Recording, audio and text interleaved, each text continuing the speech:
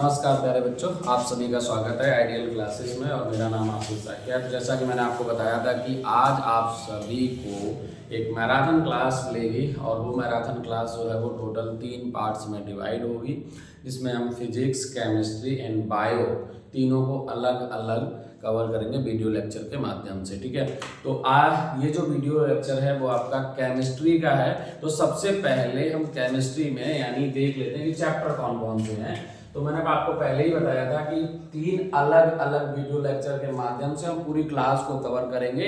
इसके अलावा जब पूरा सिलेबस यानी जो होल सिलेबस है, एंटायर सिलेबस है, जब कवर हो जाएगा उसके बाद जो प्रीवियस ईयर क्वेश्चंस होंगे हम उन्हें भी डिस्कस करेंगे और साथ साथ इसी सिलेबस में ही हम प्रीवियस ईयर क्वेश्चंस भी बताते हुए चलेंगे। तो सभी के सभी बच्चे जो भी अभी ये वीडियो देख रहे हैं वो अभी के अभी चैनल को सब्सक्राइब कर लें, क्योंकि आगे अभी 2 वीडियोस और आपको मिलने वाले हैं।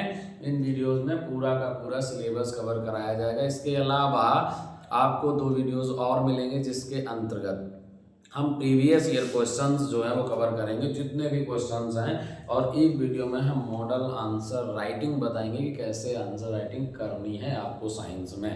ठीक है, और मैथमेटिक्स की मैराथन क्लास भी आपको अवेलेबल कराएंगे। तो चलिए सबसे पहले हम समझ लेते हैं कि जो हमारा साइंस में केमिस्ट्री में कौन कौन से चैप्टर हैं। तो केमिस्ट्री के अंदर टोटल जो चैप्टर हैं बेटा वो हैं आपके 4।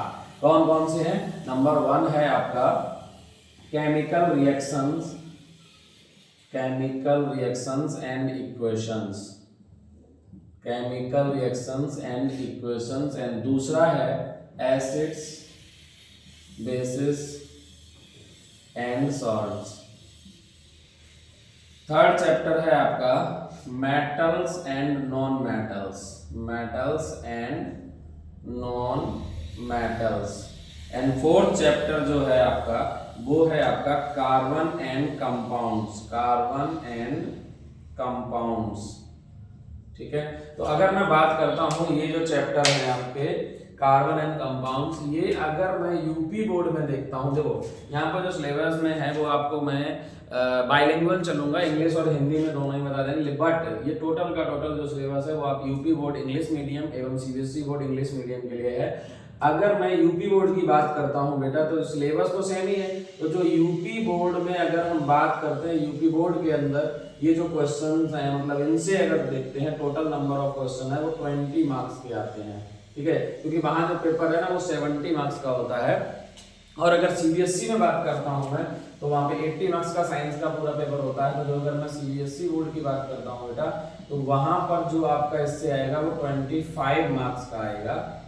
ठीक है, हाँ वहां भी 20 मार्क्स का ही आएगा, 25 मार्क्स का नहीं होगा, क्योंकि बायो 25 और आपका वो फिजिक्स 25 हो जाते हैं। दोनों में 20 मार्क्स का ही है, चाहे यूपी बोर्ड हो चाहे सीबीएसई बोर्ड का हो। तो 20 मार्क्स आपके लिए बहुत ही इंपॉर्टेंट है। और ये चैप्टर है आपके टोटल 4। ठीक है, कौन कौन से? Chemical reaction and equation, acid base and salts, metals and non metals and carbon and compounds. ठीक है, तो चलिए स्टार्ट करते हैं। अब 1 बाय 1 एक एक करके जो भी चैप्टर से इंपॉर्टेंट टॉपिक्स हैं वो सारे टॉपिक हम आपको क्लियर करते हुए चलेंगे। तो चलिए स्टार्ट करते हैं। अब आगे चलते हैं अपने पहले टॉपिक पर, और टॉपिक वही होंगे जो एग्जाम के पॉइंट ऑफ व्यू से इंपॉर्टेंट है। ठीक है, तो सबसे पहला जो हमारा टॉपिक है बेटा वो है आपका केमिकल रिएक्शन एंड इक्वेशन वाले चैप्टर से, वो है टाइप्स ऑफ केमिकल रिएक्शंस। ठीक है, आप समझ गए होंगे क्योंकि मैंने बाकी चीजें सारी स्किप कर दी। मैं वही चीज अब कराऊंगा जो आपके एग्जाम के पॉइंट ऑफ व्यू से इंपॉर्टेंट है। ठीक है, तो टाइप्स ऑफ केमिकल रिएक्शंस में चलते हैं। There are 5 types of chemical reactions. कौन कौन से हैं उन पे चलते हैं। सबसे पहले हम इसको क्या करते हैं, टोटल जो आपका बोर्ड है उसमें अलग अलग 1 बाय 1 सारे के सारे की बना लेते हैं। पहला है नंबर 1, फर्स्ट जो है वो है आपका combination reaction and second is decomposition reaction and third is displacement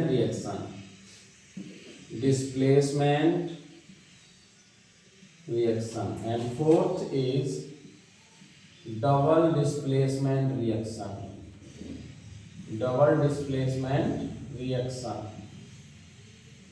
ठीक है। एंड लास्ट इज, जिसे हम नीचे यहां पर रख लेते हैं, वो है आपका redox reaction. Redox reaction last but not least. ठीक है, चलिए तो चलते हैं। सबसे पहले first is combination reaction. What is combination reaction? Combination reaction क्या होता है, अगर आपसे पूछा जाए तो कॉम्बिनेशन रिएक्शन क्या होता है? Those reactions in which 2 or more than 2 compounds combine together to form a single substance। बहुत ही सिंपल सी डेफिनेशन है, लिख भी दूंगा मैंने क्या बोला है? Those reactions in which 2 or more than 2 substances react each other to form a single substance। यहाँ पर बहुत ही सिंपल है बेटा, जब दो या दो से अधिक रिएक्टेंट आपस में रिएक्ट करते हैं और एक सिंगल आपको क्या देते हैं? प्रोडक्ट देते हैं, तो बनेगा क्या? Combination reaction. मैंने क्या बोला? बहुत ही सिंपल है। दोज रिएक्शंस इन विच, अगर आपको इनके नोट्स चाहिए तो मैं आपको बता देता हूं कि हमारा टेलीग्राम चैनल है, इसका नाम है, आपको आइडियल क्लासेस के नाम से टेलीग्राम चैनल मिल जाएगा, जिसकी लिंक जो है वो इसी वीडियो में डिस्क्रिप्शन बॉक्स में जाएंगे तो वहां पर मिल जाएगी। तो मैं यहाँ पर जो चीज बोल रहा हूँ वो नहीं मिलेगा, तो इसके लिए मैं आपको नोट्स प्रोवाइड कर रहा हूँ, आप वहां से नोट्स ले सकते हैं। इसके अलावा अगर आपको कंप्लीट नोट्स चाहिए तो आइडियल क्लासेस ऐप पर भी है हमारे। ठीक है, कॉम्बिनेशन रिएक्शन क्या होता है? Those reactions in which 2 or more than 2 substance react each other to form a single substance। यानी कि एग्जांपल और A प्लस B, दो रिएक्टेंट है, रिएक्ट किया और बना दिया कोई सी प्रोडक्ट, तो ये कहलाएगा कॉम्बिनेशन रिएक्शन। फॉर एग्जांपल जैसे मान के चलो C प्लस O2, एरो बना दिया क्या? CO2। तो यहाँ पर क्या है? दो अलग अलग रिएक्टेंट है, प्रोडक्ट सिंगल आ रहा है, तो ये कहलाएगा कॉम्बिनेशन रिएक्शन। फॉर एग्जांपल जैसे आपको बहुत सिंपल सा एग्जांपल पढ़ा होगा कि अगर मैग्नीशियम रिबन को बर्न किया जाता है इन प्रेजेंस ऑफ ऑक्सीजन, तो क्या बनता है? मैग्नीशियम ऑक्साइड यानी MgO। तो बैलेंस केमिकल इक्वेशन लिखना है तो ये बन गया आपका 2MgO। ये क्या है? यहाँ पर देखो प्रोडक्ट की अगर मैं रिएक्टेंट की बात करूँ तो मोर देन 1 रिएक्टेंट है, यानी 2 और मोर देन 2 रिएक्टेंट। ठीक है, तो यहाँ पे 2 रिएक्टेंट है, लेकिन प्रोडक्ट क्या है? सिंगल प्रोडक्ट है, इसीलिए क्या कहलाएगा? ये कॉम्बिनेशन रिएक्शन कहलाएगा। बात क्लियर है? तो those reactions in which 2 or more than 2 reactant combine together to form a single substance is called combination reaction। और combination word is head above combine। combine means to add and join। ठीक है, connect कह सकते हैं, link कह सकते हैं। Decomposition क्या है? डिकम्पोजिशन जो वर्ड है वो बना है डिकम्पोज से, which means डिकम्पोज। डिकम्पोज इसका मतलब क्या होता है? इसका मतलब होता है ब्रेक डाउन और स्प्लिट अप, यानी कह सकते हैं हम टूटना। ठीक है, ब्रेक डाउन का मतलब भी भाई टूटना होता है, या कहीं कहीं सड़ना भी लिखा हुआ होता है, लेकिन फिलहाल यहाँ से डिकम्पोज का क्या मतलब है? बहुत ही सिंपल है। देखो, decomposition reaction is just opposite reaction of combination reaction, in which या those reactions in which a single substance break down or splits up into 2 or more than 2 products is called decomposition reaction। यहाँ पर क्या हो रहा है? 2 or more than 2 reactants, ठीक है, react together form single product। and decomposition reaction, इसमें क्या होगा? आपका सिंगल रिएक्टेंट है जो स्प्लिट हो जाता है आपका 2 या 2 से अधिक प्रोडक्ट में। बात क्लियर है? तो उसे क्या बोला जाएगा? Decomposition reaction. फॉर एग्जांपल जैसे मान लो अगर कोई भी एक सिंगल प्रोडक्ट है, जैसे CaCO3 कैल्शियम कार्बोनेट, अगर मैं इसे हीट करता हूं तो ये क्या देगा? CaO plus CO2। तो ये जो रिएक्शन है इसके अंदर जो रिएक्टेंट है वो एक है, यानी सिंगल रिएक्टेंट है, एंड प्रोडक्ट क्या है? 2 और मोर देन 2 प्रोडक्ट। तो पॉइंट क्या है? डिकम्पोजिशन रिएक्शन क्या होता है? What is decomposition reaction? Those reactions in which a single reactant, इसमें एक सिंगल रिएक्टेंट है और वो क्या करेगा? फॉर्म 2 और मोर देन 2 रिएक्टर प्रोडक्ट्स। ठीक है, तो उसे कहलाएंगे क्या? Decomposition reaction. डिस्प्लेसमेंट रिएक्शन क्या होता है बेटा? डिस्प्लेसमेंट रिएक्शन की अगर हम बात करते हैं तो डिस्प्लेसमेंट से नाम से स्पष्ट है, इसका मतलब होता है डिस्प्लेस करना। डिस्प्लेस मतलब किसी को हटाना, रिमूव कर देना। तो यहाँ पर क्या होता है? Displacement reaction are those reactions in which a more reactive element displace a less reactive element from its compound is called displacement reaction. यहाँ पे मैंने क्या बोला कि अगर कोई भी डिस्प्लेसमेंट रिएक्शन में बोलते हैं, कहावत कही जाती है गाँव में, जिसकी लाठी उसकी भैंस, है ना। पावरफुल एलिमेंट है, पावरफुल इन द सेंस की रिएक्टिव एलिमेंट, और वो रिप्लेस करेगा किसी को, किसको, जो लेस रिएक्टिव एलिमेंट है उसके कंपाउंड से। फॉर एग्जांपल जैसे ए रिएक्ट करेगा किसके साथ, बी एक्स के साथ। यहाँ पर ए जो है अगर रिएक्टिव है तो वो इसको क्या करेगा, यहाँ से हटा देगा, तो आ जाएगा क्या, तो रिएक्ट जो प्रोडक्ट आएंगे वो आएगा ए एक्स प्लस बी। अब देखो इसको यहाँ से रिप्लेस कर दिया, खुद आ गया यहाँ पर। फॉर एग्जांपल जैसे अगर मान लो रिएक्ट कराते हैं Fe, इसकी रिएक्शन कराते हैं किसके साथ, CuSO4 के साथ, तो यहाँ पर क्या बनेगा, ये इसको हटा देगा और बनाएगा क्या, Fe प्लस FeSO4 और प्लस क्या आ जाएगा, Cu कॉपर। ठीक है, तो ये जो रिएक्शन है वो क्या है आपका, डिस्प्लेसमेंट रिएक्शन है। बात क्लियर है। तो डिस्प्लेसमेंट रिएक्शन के अंदर क्या होता है, डिस्प्लेसमेंट रिएक्शन में एक मोर रिएक्टिव एलिमेंट है जो डिस्प्लेस करेगा किसको, लेस रिएक्टिव एलिमेंट को उसके कंपाउंड से, तो ये कहलाएगा आपका डिस्प्लेसमेंट रिएक्शन। मैंने क्या बोला, those reactions in which a more reactive element remove a less reactive element from its compound is called displacement reaction. And double displacement reaction क्या होता है, बहुत ही सिंपल है। डबल डिस्प्लेसमेंट रिएक्शन में जो प्रोडक्ट फॉर्म होते हैं बेटा, those reactions in which products are formed by exchange of ions, exchange of ions. आप नोट भी कर सकते हैं वैसे तो अगर चाहो तो, ठीक है, अदरवाइज आप वीडियो को पॉज करके भी कर सकते हैं चीजें, है ना। क्या बोला मैंने, डबल डिस्प्लेसमेंट रिएक्शंस क्या होते हैं, double displacement reactions are those reactions in which products are formed by exchange of ions. ठीक है, इसमें क्या होता है, एक्सचेंज ऑफ आयंस होता है। फॉर एग्जांपल जैसे मान लो आपके पास, एक बार स्क्रीन पे देखना, यहाँ तक दिख रहा है सारा। फॉर एग्जांपल AX जो है वो रिएक्ट कर रहा है BY के साथ। ठीक है, तो अगर रिएक्टेंट्स जो फॉर्म होंगे वो क्या होंगे, एक्सचेंज होगा ये इसके साथ, इसके साथ, जो प्रोडक्ट जो बनेंगे वो आएगा आपका BX प्लस AY। ठीक है, विजुअल है। तो ये आपका क्या कहलाएगा, ये कहलाएगा double displacement reaction. For example जैसे मैंने मान लो यहाँ पे एग्जांपल के तौर पे लिया NaCl प्लस AgNO3। अब ये रिएक्ट करेगा तो क्या फॉर्म करेगा, यहाँ पर क्या होगा, आयन का एक्सचेंज होगा। जैसे Na पॉजिटिव Cl नेगेटिव है, यहाँ Ag पॉजिटिव NO3 नेगेटिव है, तो ये Ag इसके साथ आ जाएगा और ये Na यहाँ चला जाएगा, तो फॉर्म क्या होगा, NaNO3 प्लस AgCl। तो अब देखिए पहले क्या था, पहले जो प्रोडक्ट था वो था सोडियम क्लोराइड। ठीक है, पहले यहाँ पर जो सब्सटेंस था वो सोडियम क्लोराइड था और सिल्वर नाइट्रेट था। जब प्रोडक्ट बना तो बन गया sodium nitrate and silver chloride. तो आयन का एक्सचेंज होके जब प्रोडक्ट बनते हैं उसे डबल डिस्प्लेसमेंट रिएक्शन कहा जाता है। Double displacement reactions are those reactions in which products are formed by the exchange of ions. ठीक है, इज इट क्लियर। तो ये आपके लिए ये डिकम्पोजिशन रिएक्शन भी एग्जाम में पूछा गया, डिस्प्लेसमेंट रिएक्शन भी पूछा गया है, डबल डिस्प्लेसमेंट रिएक्शन भी पूछा गया है और कॉम्बिनेशन रिएक्शन भी। ये सारे रिएक्शन एग्जाम में पूछे गए हैं अलग अलग ईयर में।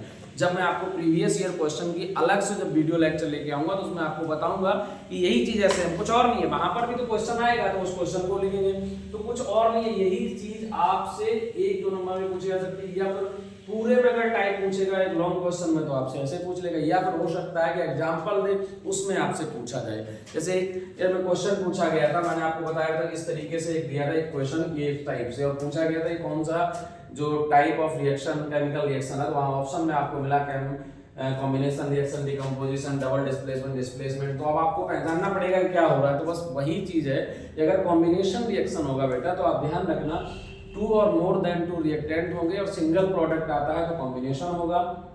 डिकम्पोजिशन में क्या होगा, सिंगल रिएक्टेंट होगा वो ब्रेक डाउन हो जाएगा 2 और मोर देन 2 प्रोडक्ट्स में। डिस्प्लेसमेंट में क्या होगा, डिस्प्लेसमेंट में कोई एक जो है एलिमेंट है वो डिस्प्लेस कर देगा, रिमूव कर देगा उसके कंपाउंड से, तो वो डिस्प्लेसमेंट। और जब आयन का एक्सचेंज होता है तो उसे बोलते हैं डबल डिस्प्लेसमेंट। अब मोस्ट इंपॉर्टेंट है रिडॉक्स रिएक्शन। तो रिडॉक्स जो वर्ड है वो 2 वर्ड से मिलकर बना है।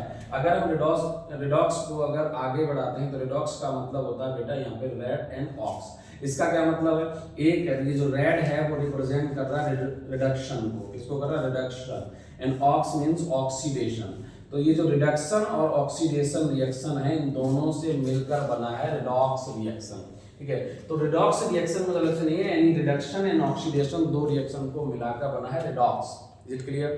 कई बुक में क्या होता है कि 6 टाइप बोलते हैं, 6 टाइप के केमिकल रिएक्शन है, तो वहां पर क्या होता है वो रिडक्शन और ऑक्सीडेशन दोनों को अलग अलग करके बना देते हैं, तो 6 टाइप हो जाते हैं। अदरवाइज वही आपके टोटल अगर मैं टाइप्स की बात करता हूं तो ये 5 टाइप्स हैं, ठीक है। तो रिडॉक्स में आता है रिडक्शन एंड ऑक्सीडेशन।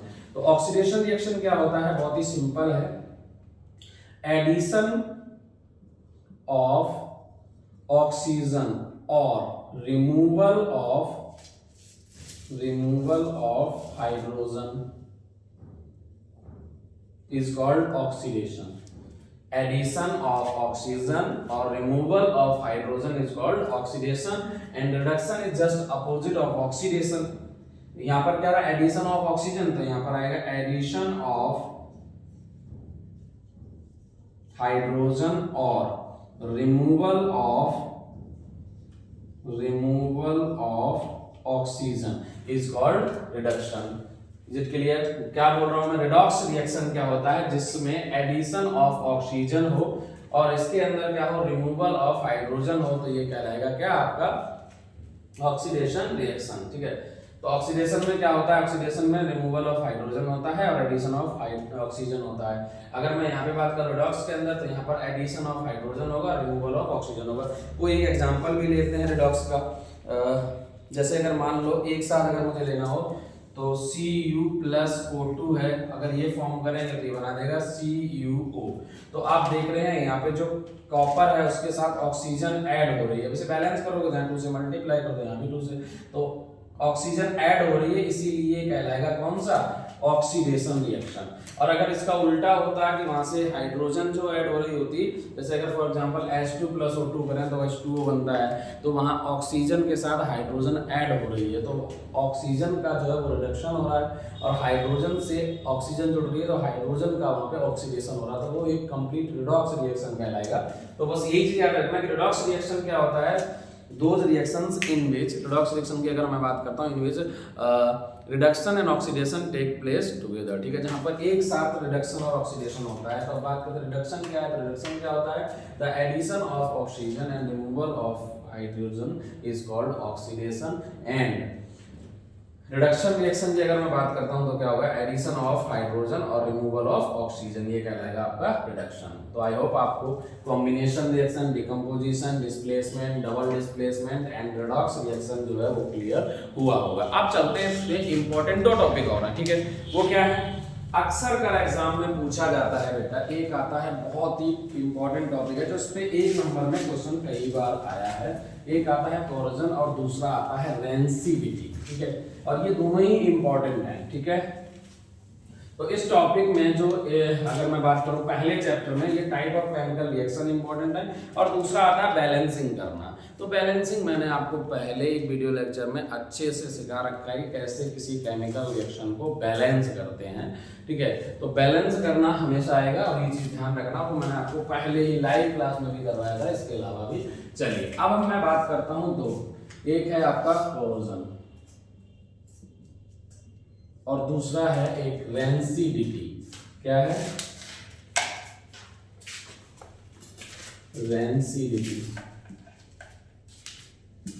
एक मैंने बोला क्या, कोरोजन और दूसरा है रेंसिविटी। तो अगर मैं बात करता हूं कोरोजन का, तो बहुत ही ज्यादा अक्सर कर एग्जाम में ये कोरोजन पूछा गया कई बार। रेंसिविटी में कई बार पूछा जाता है प्रिवेंशन ऑफ रेंसिविटी, यानी इसको प्रिवेंट कैसे करते हैं, रोकते कहते हैं, वो भी कोरोजन का भी पूछा जाता है। तो कोरोजन होता क्या है, बहुत ही सिंपल, अक्सर कर आपने देखा होगा जैसे आयरन मेटल वगैरह हो, अगर वो ओपन पड़ी रहती है सॉरी, तो उसमें क्या होता है कि जो एटमॉस्फेयर के अंदर एयर होती है, जो मॉइस्चर है, नमी है, उसके कारण वो क्या हो जाती है, उस पर एक रेड ब्राउन कलर की लेयर जम जाती है, जिसे रस्टिंग ऑफ आयरन कहते हैं। तो जो रस्टिंग ऑफ आयरन है वही आपका कुछ नहीं है, वो कोरोजन ही एक प्रोसेस होती है। क्या है कोरोजन, बहुत ही सिंपल है, द फिनोमिना, डेफिनेशन ये नोट कर लेना आप, इंपॉर्टेंट है, the phenomena due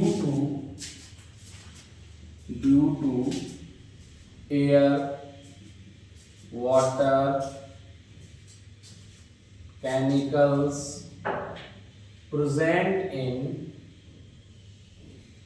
in atmosphere, present in atmosphere, metals eaten up, eaten by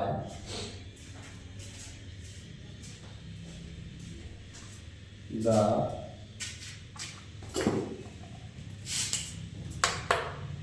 reactions,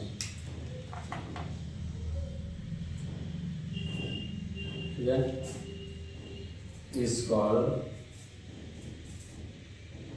corrosion. क्या कह रहा हूँ? The phenomena due to air, water and chemicals present in atmosphere, जिसके कारण क्या होती है, metals eaten by the reactions is called corrosion. उसे क्या कहा जाता है? कोरोजन कहा जाता है। फॉर एग्जांपल जैसे हम लेते हैं rusting of iron, rusting of iron, लोहे में जंग लगना। तो जो रस्टिंग ऑफ आयरन है, उस रस्टिंग ऑफ आयरन की अगर मैं बात करता हूं तो उसमें एक लेयर जमती है जो कि कैसी होती है, रेड ब्राउन कलर की, हम कह सकते हैं रेड ब्राउन कलर। तो जो रेड ब्राउन कलर की लेयर होती है, और वो किसकी होती है? वो होती है Fe2O3 की, ठीक है, फेरिक ऑक्साइड की। तो ये जो लेयर होती है इसके कारण ही, यानी Fe2O3 के कारण ही यही होता है रेड ब्राउन कलर की। इसको रस्ट कहा जाता है। तो क्या बोला जाता है? इसको बोला जाता है रस्ट, जंग, ठीक है। रेंसिडिटी क्या होता है? रेंसिडिटी जो है वो बेसिकली ऑक्सीडेशन होता है, यानी एक बोल सकते हैं slow oxidation of oil and fat. जो आपके फूड आइटम्स हैं, फूड मटेरियल हैं, उनमें बहुत सारा जैसे कि जो ऑयल वगैरह होता है या फैट जो होती है वो उसमें प्रेजेंट होती है। अब वो उसमें ऑक्सीडेशन होता रहता है। जैसे आप कभी खाना है खुला छोड़ दो गर्मियों में, तो देखते हो उसकी जो स्मेल है वो चेंज हो जाती है, उसका टेस्ट जो है, स्वाद जो है वो बदल जाता है। यही प्रोसेस कहलाती है रेंसिडिटी, और ये बहुत इंपॉर्टेंट प्रोसेस है और बहुत बार एग्जाम में पूछी भी गई है ना। तो कर लेते हैं इसको भी। तो रेंसिडिटी क्या है? रेंसिडिटी है slow oxidation, slow oxidation of oil, fat present in food, marker कैसे करोगे सब, इन तीनों डाल दिए, फूड मटेरियल,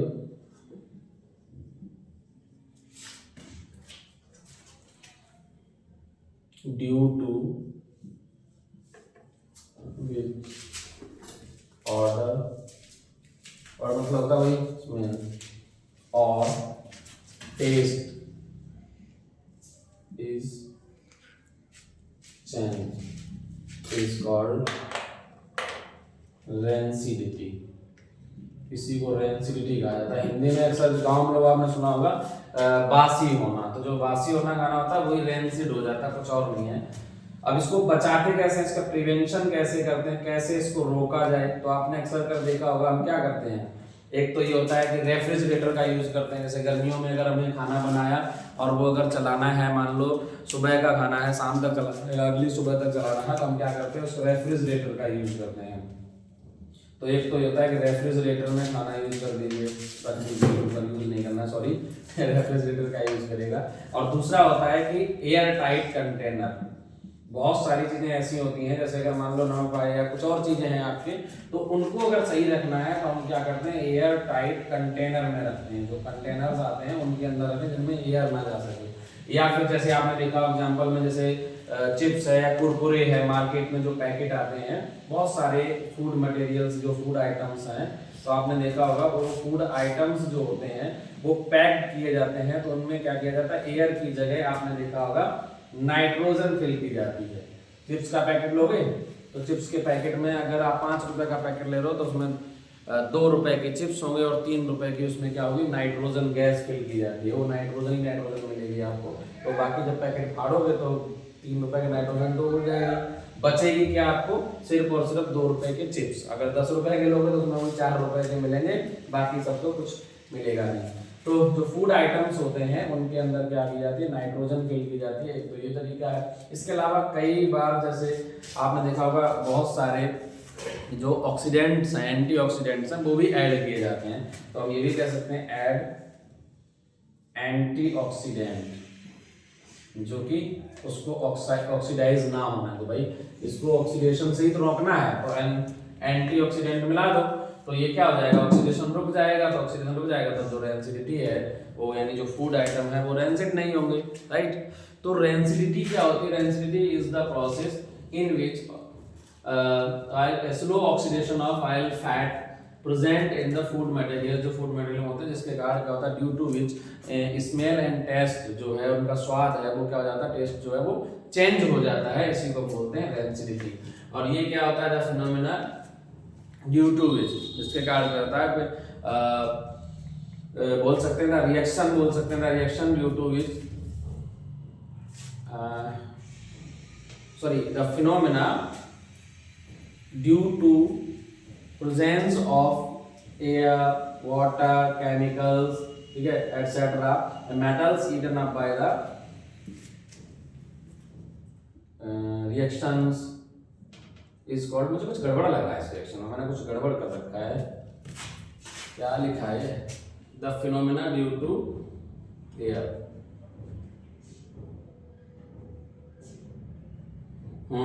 इसमें गड़बड़ है।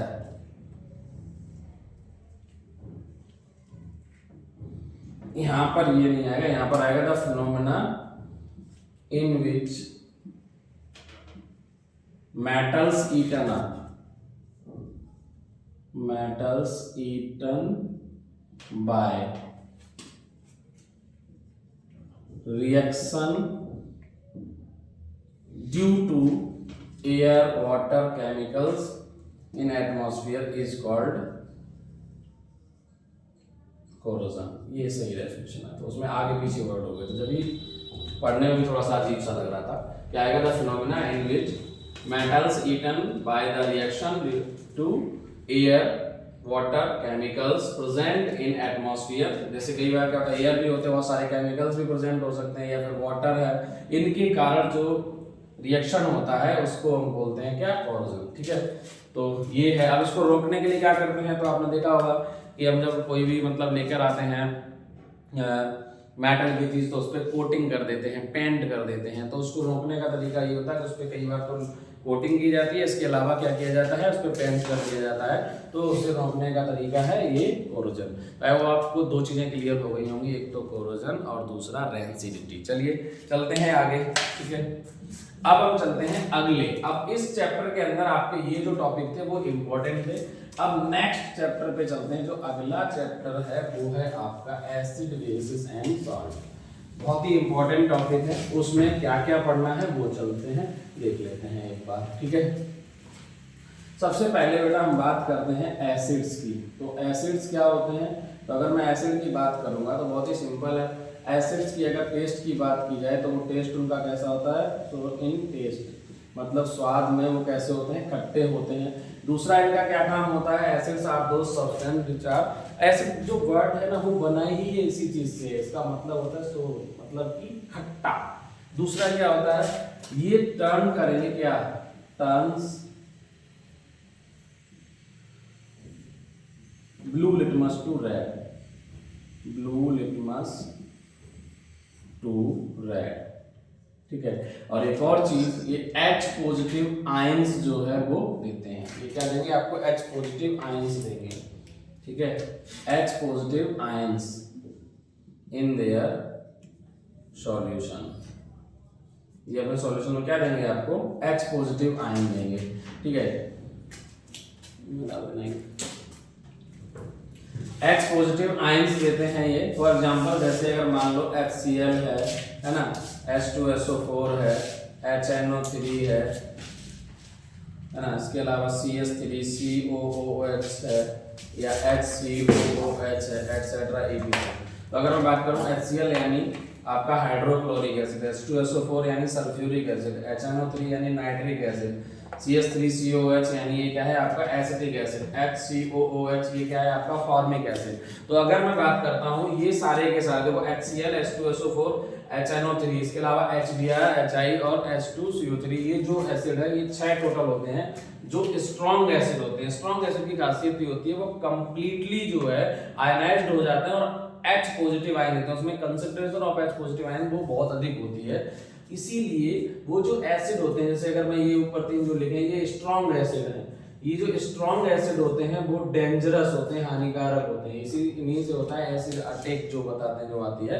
तो strong acids are very dangerous but all acids are not dangerous, we eat in our daily life. जैसे अगर हम वेजिटेबल्स खाते हैं या फ्रूट्स खाते हैं तो उन सब में बहुत सारे एसिड प्रेजेंट होते हैं। जैसे आप फास्ट फूड खाते हो तो उसके अंदर क्या होता है, यानी विनेगर CH3COH ऐड होता है। तो ऐसे जैसे अगर आप एप्पल खाते हो उसमें मैलिक एसिड होता है, तो एसिड जो है वो सारे डेंजरस नहीं होते हैं, तो ये स्ट्रॉन्ग और वीक एसिड भी होते हैं। एसिड की अगर मैं प्रॉपर्टी की बात करता हूं तो ध्यान रखना, देखो एग्जाम में बहुत बार पूछा गया प्रॉपर्टीज ऑफ एसिड्स, तो एक दो प्रॉपर्टीज आपको बहुत अच्छे से तैयार करके जानी है। दो प्रॉपर्टी तो इसी में बिल्कुल लिखी हुई है, एक तो उनका स्वाद कैसा होता है, खट्टा होता है, दूसरा ये क्या करते हैं जो नीला लिटमस है उसको रेड कर देते हैं, यानी ब्लू लिटमस को रेड में कन्वर्ट कर देते हैं। इसके अलावा अगर मैं बात करूं तो क्या है, रिएक्ट विद या रिएक्शन विद मेटल्स, इनकी जो मेटल्स के साथ रिएक्शन होगी वो क्या होगी, तो ध्यान रखना जब भी कोई भी एसिड जो है वो किसी मेटल के साथ रिएक्ट करेगा, तो एसिड जो है वो किसी मेटल के साथ जब रिएक्ट करता है तो बनाता है मेटेलिक साल्ट। क्या बनाएगा, मेटेलिक साल्ट बनाएगा, और प्लस बनेगा क्या, H2O यानी वाटर। फॉर एग्जांपल जैसे, तो ये लिखोगे कैसे, लिखने का तरीका ये, when acid react with metal, और ये भी ध्यान रखना dilute acid react with metal to form metallic salt and water. ठीक है, फॉर एग्जांपल जैसे मान लो हमने मैग्नीशियम की क्रिया करा दी किससे, H2SO4 के साथ, तो ये क्या बनेगा MgSO4 और प्लस क्या बनेगा hydrogen gas H2, hydrogen gas होगा यहाँ पे। ठीक है, तो मैं क्या बोल रहा हूँ कि कोई भी मेटल है वो अगर डाइल्यूट एसिड के साथ क्रिया करेगी तो वो बनाएगी मेटेलिक सॉल्ट यानी मैग्नीशियम सल्फेट। या कोई अदर एग्जांपल ले लो, मान लो आपने ले लिया सोडियम Na और ये क्रिया करा दी HCl के साथ, तो ये क्या फॉर्म करेगा, ये बनाएगा NaCl और प्लस क्या बनेगा H2। तो यहाँ पे बैलेंस करोगे ट्वाइस और ये भी 2 आ जाएगा। ठीक है, ट्वाइस NaCl प्लस H2, तो यहाँ पे क्या है, सोडियम क्लोराइड है जो कि एक मेटेलिक साल्ट है और दूसरा हाइड्रोजन। तो याद रखना when acid react with metal, dilute acid react with metal to form metallic salt and hydrogen gas, तो हमेशा क्या होगा, हाइड्रोजन गैस रिलीज करेगा ये, कब, जब कोई एसिड मेटल के साथ रिएक्ट करेगा। नेक्स्ट है एक मोस्ट इंपॉर्टेंट रिएक्शन है, इसी के प्रॉपर्टी में आता है, जब भी अगर कोई एसिड है अगर वो बेस के साथ रिएक्ट करता है, चलो इसको मैं और एक्सप्लेन कर देता हूँ, और ये रिएक्शन बहुत इंपॉर्टेंट रिएक्शन है, एग्जाम में पूछा गया है तो इसे भी पढ़ लेना।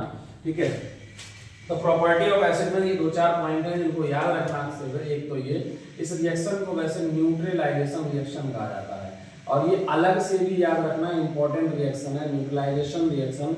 प्रीवियस ईयर क्वेश्चंस करवाऊंगा तो आपको बताऊंगा, और ये मोस्ट इंपॉर्टेंट है आपके एग्जाम के लिए। ठीक है, एक तो कई तरीके से, तो आपको एसिड की प्रॉपर्टी पूछे आप वहाँ पे यूज कर सकते हैं, बेस की प्रॉपर्टी पूछे यानी वहाँ पर भी इसको यूज कर सकते हैं, और अगर डायरेक्टली न्यूट्रलाइजेशन रिएक्शन पूछा जाए तो वहाँ पर भी तो है ही है।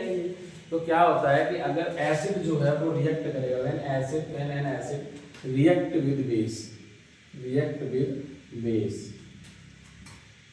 To form salt and water, क्या बनाता है, सॉल्ट एंड वाटर, तो इसे बोला जाता है क्या, न्यूट्रलाइजेशन रिएक्शन। फॉर एग्जांपल जैसे HCl जो है वो रिएक्ट करेगा NaOH के साथ, तो वो क्या बनाएगा NaCl प्लस H2O।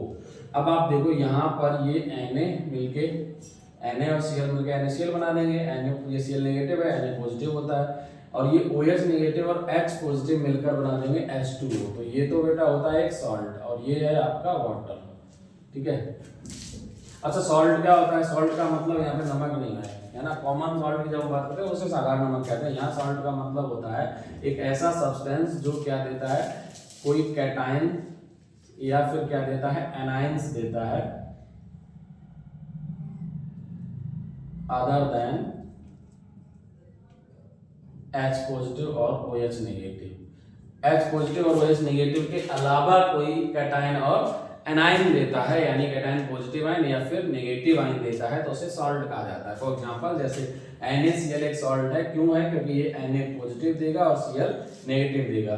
तो आपने देखा H पॉजिटिव और OH नेगेटिव के अदर देन देखोगे तो क्या Na सोडियम जो है वो आयन है और इसके अलावा क्लोराइड आयन दे रहा है। तो यहाँ पर दोनों अलग अलग, एक कैटायन है ये वाला और एक एनायन है, तो इसीलिए इसे सॉल्ट कहा जाता है। बात क्लियर है? तो अगर मैं बात करूं तो ये जो रिएक्शन है ये कहलाएगा न्यूट्रलाइजेशन रिएक्शन। ये इंपॉर्टेंट इसलिए बन जाता है क्योंकि आपका एसिड वाली प्रॉपर्टी में भी यूज हो जाएगा, बेस में भी हो जाएगा, इसके अलावा डायरेक्ट रिएक्शन अगर पूछा जाए न्यूट्रलाइजेशन रिएक्शन तो वहां पर भी इसका प्रयोग हो जाएगा। ठीक है भाई, चलिए चलते हैं आगे। ठीक है बेटा, अब मैं बात कर लेता हूं, बहुत बार एग्जाम में पूछा जाता है, एक नेचुरल इंडिकेटर पूछा जाता है ना? क्या होता भाई इंडिकेटर? अगर मैं बात करूं इंडिकेटर की तो ध्यान रखना, सबसे पहली चीज मैं बोल रहा हूं कि भाई नेचुरल इंडिकेटर, बात तो सिर्फ इंडिकेटर से ही शुरू होती है ना? लेकिन वो बात कर रहा है, क्योंकि नेचुरल इंडिकेटर बहुत एग्जाम में पूछा जाता है। इंडिकेटर क्या होते हैं? बहुत सिंपल है। इंडिकेटर्स आर दो सब्सटेंस, ये वो पदार्थ होते हैं सब्सटेंसेस जिनके अंदर क्या होता है, एक तो जैसे कलर एंड दूसरा क्या होता है, स्मेल हो सकती है, इसके अलावा या टेस्ट हो सकता है। ठीक है, ये क्या होते हैं, चेंज होते हैं, बदल जाते हैं इन एसिडिक और बेसिक सॉल्यूशन में। ठीक है, आप अगर इन्हें अलग अलग सॉल्यूशंस के साथ रखोगे तो इनका जो कलर है या स्मेल है फिर टेस्ट है वो जो है बदल जाता है, इसीलिए इन्हें बोला जाता है इंडिकेटर्स कहा जाता है। पॉइंट है कि नेचुरल इंडिकेटर क्या होता है, देखो इंडिकेटर डेफिनेशन नहीं पूछेगा बट नेचुरल इंडिकेटर कौन कौन सा ये लेक्चर पूछ देता है। जैसे बहुत बार एग्जाम में, जैसे टर्मरिक है, उसका रिएक्शन किसके साथ होगा, एसिडिक सॉल्यूशन में कौन सा कलर आएगा, बेसिक में कौन सा कलर आएगा, या फिर जो आपका रेड कैबेज है उसकी जो लीव्स से जूस बनता है उसमें कौन सा कलर आएगा, या फिर लिटमस है, ये सब नेचुरल इंडिकेटर है। तो नेचुरल इंडिकेटर के नाम ही स्पष्ट, जैसे उसने बोला कि नेचुरल है, तो नेचुरल इंडिकेटर क्या होता है बेटा, जो प्रकृति में प्रेजेंट हो नेचर में तो उसे नेचुरल कहा जाता है। तो नेचुरल इंडिकेटर में आता है एक टर्मरिक, हल्दी, इसे हल्दी कहा जाता है। ठीक है, तो अगर टर्मरिक की बात करूं तो यहाँ पर दो चीजें हैं, इसका बेसिकली जो नेचुरल कलर होता है वो आपको पता है येलो कलर होता है, इसका पीला कलर होता है। अब बात करते हैं कि भाई एसिड में कौन सा कलर आएगा और बेस में कौन सा कलर आएगा। तो बहुत सिंपल है, आपने देखा होगा कि जब आप घर में पूजा पाठ कराते हो तो पंडित जी क्या करते हैं, या अभी तो घर में हमारी जो बहनें वगैरह हैं वो भी सब यूज करती हैं। आप लोग जब रक्षाबंधन पे जब राखी बांधते हो या भैया दूज पे दूज खिलाते हो तो आपने देखा हो क्या करते हो, आप हल्दी रखते हो और हल्दी में थोड़ा सा चूना मिलाते हो। तो जैसे चूना मिलाते हो उसका कलर जो है वो चेंज हो जाता है। हालांकि आप कह सकते हैं मैंने चूना लगाने के लिए चूना लगाती, पर ऐसा कुछ नहीं है। वो तिलक लगाने के लिए उसे रेड कलर का करना होता तो लगाती। क्यों होता है ऐसा, उसका पीछे एक पॉइंट है, क्योंकि जो चूना होता है CaO, ये है कैल्शियम ऑक्साइड, कैल्शियम एक मेटल है और ये कैल्शियम ऑक्साइड है, तो इसीलिए ध्यान रखना कभी भी ये एक बेस होता है। ठीक है, और एक चीज और बता देता हूं कि कोई भी ऑक्साइड्स और या हाइड्रोक्साइड जो होते हैं, oxide and hydroxides of metal, किसी भी मेटल के कितने भी कोई मेटल हो, और मेटल्स के जो ऑक्साइड एंड हाइड्रोक्साइड जो होते हैं वो बेस होते हैं। क्या होते हैं, बेस होते हैं। तो जब आप बेस को मिलाते हो, मैंने बोला ना कि आप चूना मिलाते हो, जब चूना मिलाते हो किसमें, टर्मरिक के साथ, तो उसका कलर क्या आता है, तो सभी को पता है भाई, अब तो सबको पता ही चल गया, रेड कलर आता है। तो यहाँ पर बेस में जो हल्दी का कलर होता है वो रेड कलर होता है। लेकिन अगर मैं एसिड में बात करूं तो एसिड में उसका कलर जो है येलो ही रहता है, पीला ही रहता है। ठीक है, अगर हम चाहें, आप चाहो तो अगर इसे प्रैक्टिकली भी देख सकते हो, बहुत ही सिंपल है। और उसमें से जाना, उसमें से ग्लास लेके आओ और हल्दी वहां रख के वो लेके आओ, उसमें रैक में खोलना उधर पीछे की तरफ उसमें। ठीक है, चलो अभी मैं आपको दिखा भी दूंगा। फिलहाल चलते हैं अपने आगे के टॉपिक पे। ये तो था भाई कि अगर टर्मरिक है, हल्दी है, उसमें कलर इस तरीके से हो जाएगा। नेक्स्ट अगर हम बात करेंगे जैसे लिटमस है, तो लिटमस जो है वो भी नेचुरल इंडिकेटर होता है। और अगर हम बात करें इसमें कलर कैसा आएगा, इसमें एसिडिक में कैसा कलर देगा, ठीक है, और बेसिक में कैसा कलर देगा, ठीक है, बेस में कैसा कलर आएगा। तो अभी मैंने बताया कि ये क्या करता है, जो एसिड में होता है वो आपको ब्लू लिटमस को कवर कर देता है, चेंज कर देता है रेड में। ठीक है। और अगर बेस में जाओगे तो ये रेड को क्या बना देगा, रेड को बना देगा ब्लू। अगर रेड कलर का लिटमस पेपर है तो उसका कलर चेंज होकर कैसा हो जाएगा, ब्लू कलर हो जाएगा, नीला हो जाएगा। ठीक है। हाँ, गिलास ले आना, हल्का सा थोड़ा सा उसमें पानी, चूना भी होगा, ये पन्नी डाला पूरी पॉलीथीन लेके आ जाओ। हाँ ठीक है, तो ध्यान से समझो जरा। तो लिटमस क्या करेगा, लिटमस जो है ब्लू लिटमस को रेड कर देगा, और अगर उसे बेस में मिलाओगे तो वो रेड को ब्लू कर देगा। तो ये भी याद रखना। इसके अलावा अब मैंने एक चीज और इंडिकेटर बताया जिसे हम बोलते हैं रेड कैवेज। कैवेज कहते हैं उसको, क्या बोलते हैं।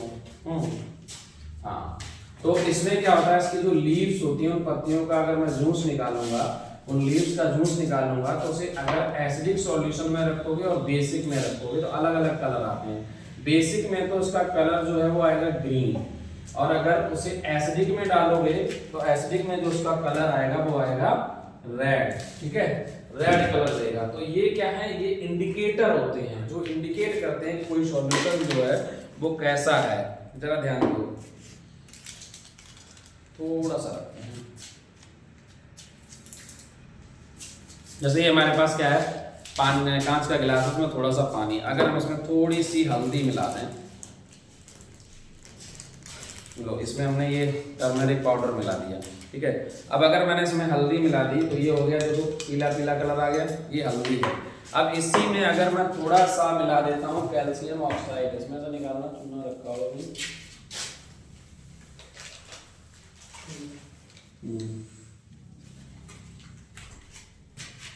ठीक है, अब अगर मैं इसमें थोड़ा सा ये कैल्शियम ऑक्साइड मिला देते हैं तो देखना इसका कलर जो है वो चेंज हो जाएगा। अभी कलर चेंज हो जाएगा।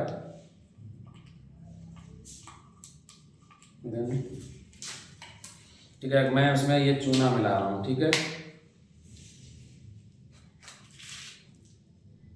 जैसे इसमें चूना मिलाएंगे ना, इसका कलर देखना ऑटोमेटिक बदल जाएगा। अब देखो मैं इसमें चूना मिलाऊंगा तो आप देखोगे इसका कलर जो है वो चेंज हो गया, देखो रेड कलर हो गया पूरा। अभी सही से चूना मिला भी नहीं है, जैसे चूना मिलाएगा कलर चेंज हो गया। तो आपने देखा कि ये कैल्शियम ऑक्साइड मिलाते हुए हमारे पास क्या है, ये चूना है, वही तंबाकू वाला जो यूज करते हैं। तो इसका कलर देखो चेंज हो गया, और कलर कैसा हो गया, रेड कलर हो गया। तो यही चीज मैं आपको बताने वाला था, वो ये कि भाई अगर इन्हें, इसीलिए इसे क्या बोला जाता है, इसे बोला जाता है नेचुरल इंडिकेटर। तो जो टर्मरिक है वो आपका एक क्या है, नेचुरल इंडिकेटर है कि अगर इसमें आप बेस मिलाओगे तो उसका रेड कलर हो जाएगा, और अगर एसिडिक सॉल्यूशन मिलाओगे तो उसका येलो कलर रहेगा। अगर मेरे पास भी नींबू अवेलेबल होता है, हालांकि एसिड वगैरह नहीं है क्योंकि हमें प्रैक्टिकल अभी नहीं कराना है, हमें तो आपको बस पढ़ाना है आगे। तो एक चीज मैंने आपको करके जो बता दिया वो नेचुरल था, जो कि बिल्कुल अवेलेबल था हमारे पास, तो मैंने दिखा दिया। चलिए चलते हैं बेटा आगे। ठीक है,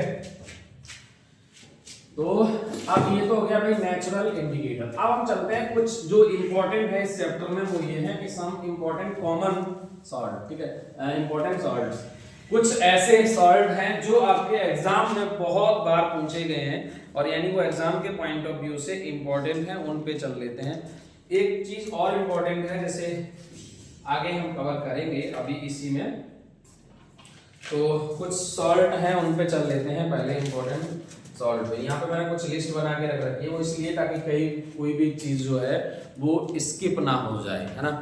हमारे पास अभी स्मार्ट बोर्ड की फैसिलिटी तो नहीं है कि जो हम स्लाइड बना के पहले से सारी चीजें रेडी रखें। तो जब हम कराते हैं, पढ़ाते समय बोर्ड पे लिखना, तो कई बार माइंड से कोई चीज़ स्लिप हो जाती है, और हम बिल्कुल भी नहीं चाहते हैं कि कोई इंपॉर्टेंट चीज़ जो है, इंपॉर्टेंट टॉपिक जो है वो आपकी मैराथन क्लास में छूट जाए, तो फिर फायदा ही क्या है इस मैराथन क्लास का। तो इसलिए मैंने कुछ चीज़ें नोट डाउन की हैं जिनको, ताकि कोई भी चीज छूटे ना। तो चलिए अब चलते हैं सम इंपॉर्टेंट सॉल्ट्स। ठीक है, इसमें से क्वेश्चन हर बार पूछे गए हैं और आने के चांसेस इस बार भी हैं पूरे और पूछे जाएंगे। जैसे एक एग्जांपल के तौर पे मान, सबसे पहला जो है वो है आपका NaCl। तो बेटा NaCl जो होता है इसे बोला जाता है कॉमन सॉल्ट। इसे क्या बोला जाता है, कॉमन सॉल्ट, साधारण नमक।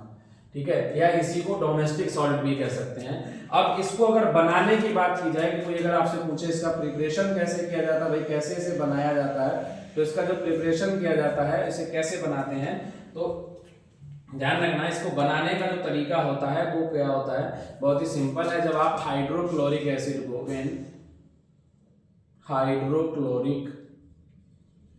हाइड्रोक्लोरिक एसिड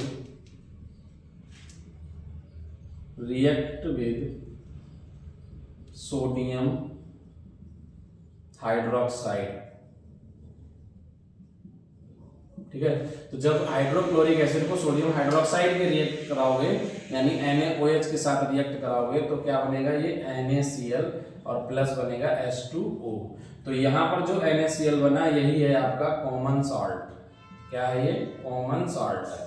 लेकिन ये क्या हम यूज करेंगे, तो हमें तो चाहिए अगर लार्ज स्केल पे किसी को चाहिए बहुत अधिक मात्रा, जैसे हम लोग जो खाने में नमक यूज करते हैं तो वो बहुत बड़ी मात्रा में इंडस्ट्रियल लेवल पे उसका प्रिपरेशन किया जाता है। तो उसे कैसे बनाते हैं, बहुत ही सिंपल है। उसे बनाते हैं हम सी वाटर से, जो समुद्र का जल होता है सी वाटर से उससे सेपरेट कर देते हैं बहुत सारे, बाय सेपरेटिंग अदर सॉल्ट्स, जो उसके अंदर अन्य सॉल्ट्स जो मिले होते हैं उनको अलग कर दिया जाता है। तो उससे जो लार्ज स्केल पे जो आपका कॉमन सॉल्ट बनाया जाता है उसको सी वाटर से बनाया जाता है। इसके यूज क्या है, तो अगर इसके यूज की बात करता हूं मैं, तो अक्सर एग्जाम में पूछा जाता है यूज। तो यूज में एक तो सबसे मेन इंपॉर्टेंट है कि इंग्रेडिएंट इन फूड, हम क्या करते हैं भोजन में, खाने में इसका प्रयोग करते हैं। इसके अलावा इसको यूज करते हैं कहाँ, बेकिंग पाउडर बनाने में, ठीक है, कास्टिक सोडा बनाने में, ठीक है। इसके अलावा अगर वॉशिंग सोडा, इन सभी में इसका प्रयोग किया जाता है, वॉशिंग सोडा एटसेट्रा। ये जो इंपॉर्टेंट आपके फूड आइटम जैसे बेकिंग सोडा है, बेकिंग सोडा हम खाने में प्रयोग करते हैं। इसके अलावा और भी इसे कास्टिक सोडा बनाने में प्रयोग किया जाता है। इसके अलावा इसका वॉशिंग सोडा बनाने में प्रयोग किया जाता है। तो NaCl का जो यूज है वो कहाँ कहाँ किया जाएगा, preparation of baking powder, caustic soda and washing soda, और दूसरा ये फूड आइटम्स में भी हम यूज करते हैं। तो ये आपका NaCl सोडियम क्लोराइड, ठीक है। सॉरी, नेक्स्ट चलते हैं अगला इंपॉर्टेंट। अब आपके पास जो ये सारे हैं, कास्टिक सोडा भी आपके सिलेबस में है, बेकिंग सोडा भी आपके सिलेबस में है और वॉशिंग सोडा भी आपके सिलेबस में है, ठीक है। तो हम चलते हैं अब आगे। अब अगर मैं आगे बेटा बात करता हूं तो है जैसे सबसे पहले है कास्टिक सोडा। कास्टिक सोडा को कैसे बनाया जाता है, तो अगर मैं कास्टिक सोडा की बात करता हूं तो इसका जो केमिकल फॉर्मूला है वो होता है NaOH, और अगर इसके नाम की बात करता हूं, जो नेम है इसका वो होता है सोडियम हाइड्रोक्साइड। सोडियम हाइड्रोक्साइड इसका जो नाम होता है वो सोडियम हाइड्रोक्साइड होता है, ठीक है। इसको बनाया कैसे जाता है, तो बनाने का जो प्रिपरेशन होता है वो उसमें हम क्या करते हैं,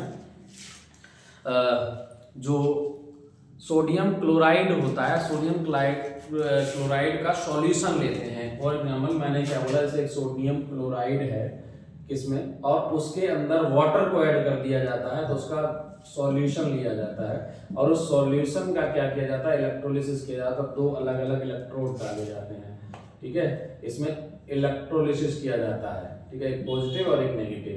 तो इससे क्या होगा, यहाँ से प्रोवाइड किया जाएगा NaCl और प्लस वाटर, ठीक है।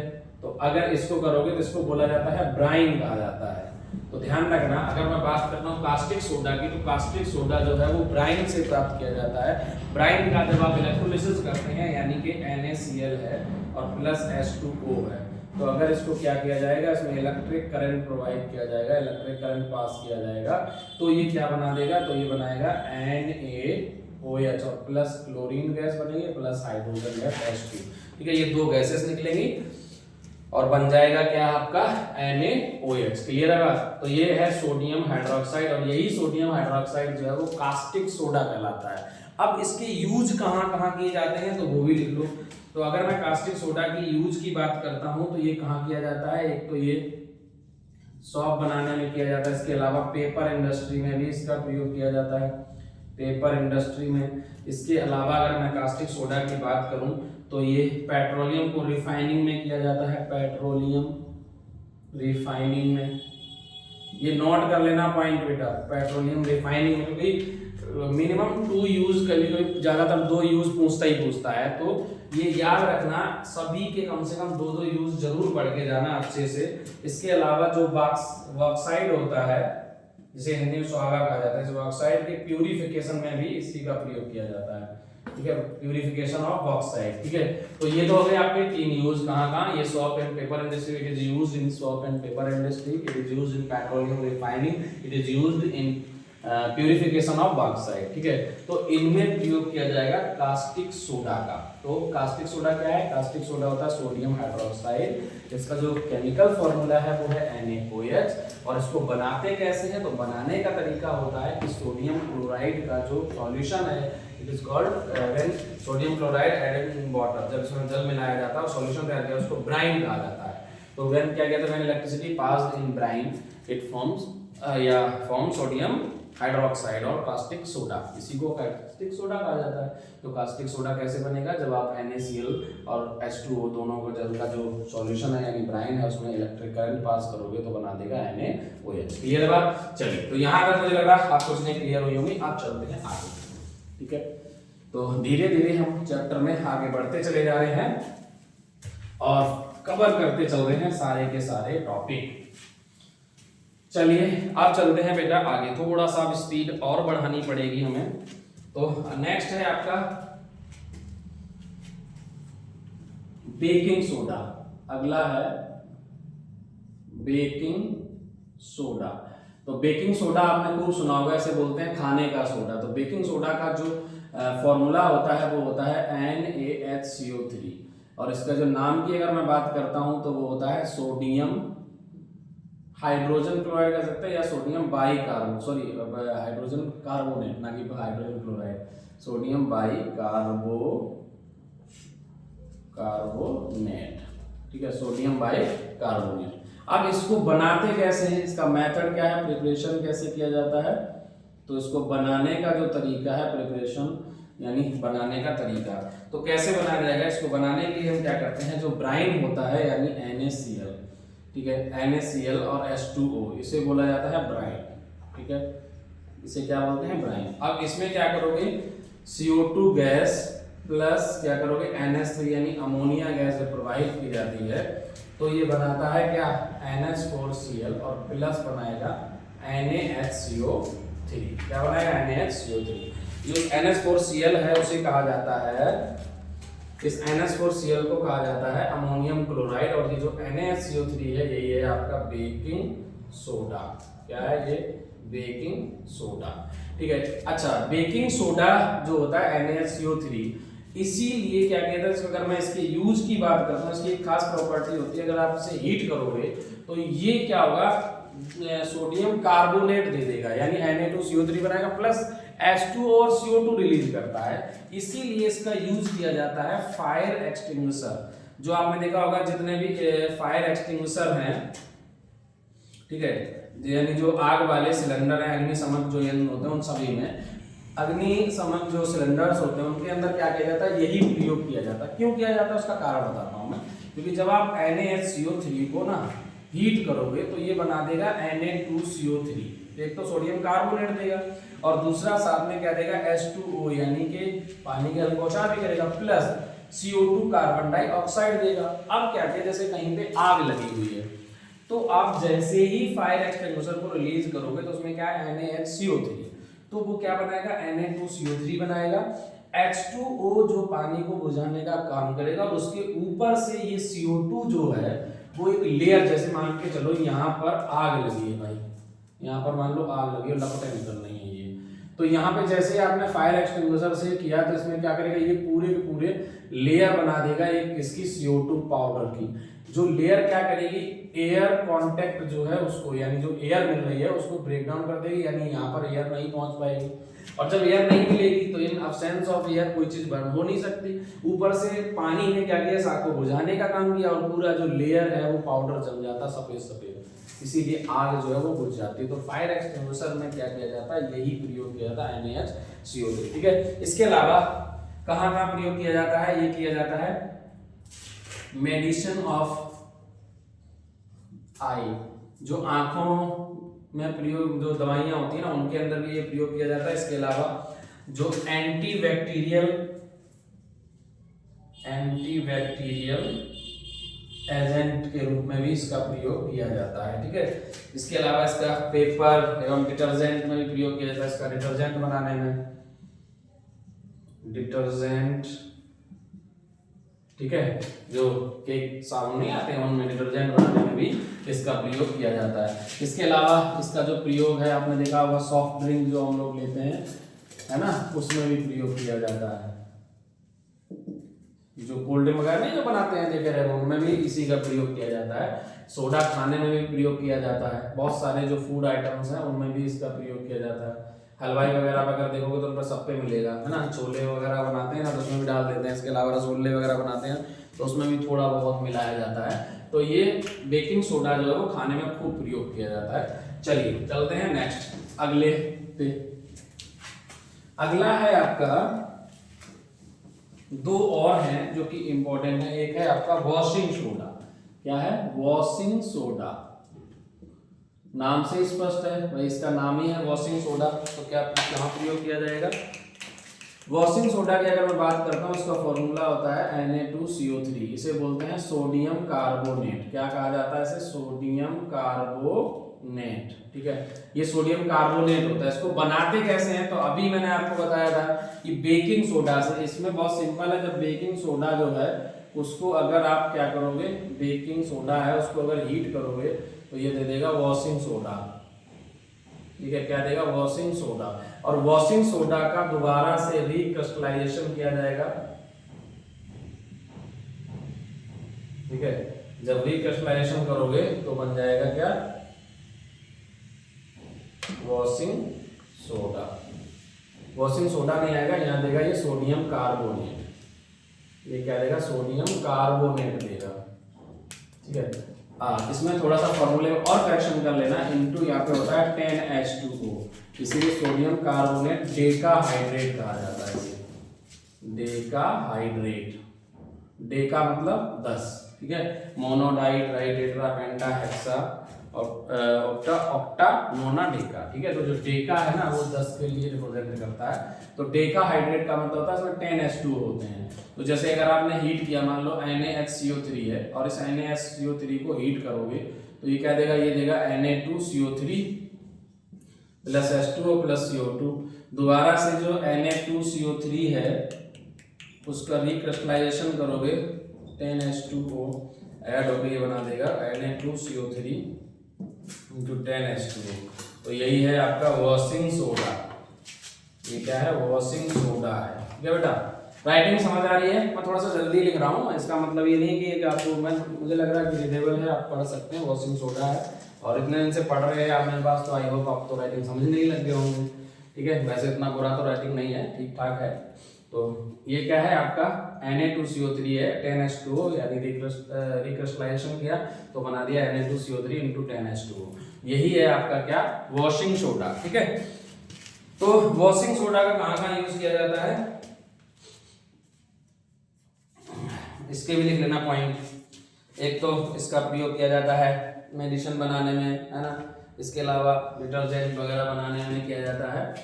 ठीक है, वो जो मैंने आपको लिखा दिया था बेकिंग सोडा में, तो बेकिंग सोडा में पॉइंट है वो खाने के जो आइटम होते हैं उनमें प्रयोग किया जाता है ना। एंटासिड में प्रयोग किया जाता है, लेकिन यहाँ जो है ये एंटीबैक्टीरियल में यूज होगा, डिटर्जेंट बनाने में यूज होगा, इन सभी में प्रयोग किया जाएगा आपका क्या? Washing soda. वहां पे थोड़ा सा करेक्शन कर लेना पीछे वीडियो में, जहां पे हमने एंटीबैक्टीरियल लिखाया था उसको जगह लिखना एंटासिड। ठीक है, जो जैसे वॉमिटिंग वगैरह होती है उसको रोकने के लिए जो टेबलेट खाते हैं उन्हें एंटासिड कहा जाता है। तो एंटासिड में प्रयोग किया जाता है बेकिंग सोडा का। और एंटीबैक्टीरियल जो है वो ये होते हैं, इसमें प्रयोग करते हैं एंटीबैक्टीरियल एजेंट के रूप में इसका। ठीक है, इसके अलावा इसी का प्रयोग किया जाता है मेडिसिन ऑफ आई। ठीक है, एटसेट्रा etc। तो ये हो गया इसका प्रयोग। अब हम चलते हैं नेक्स्ट। एक और है आपका ब्लीचिंग पाउडर। सुना होगा आपने, ब्लीचिंग पाउडर।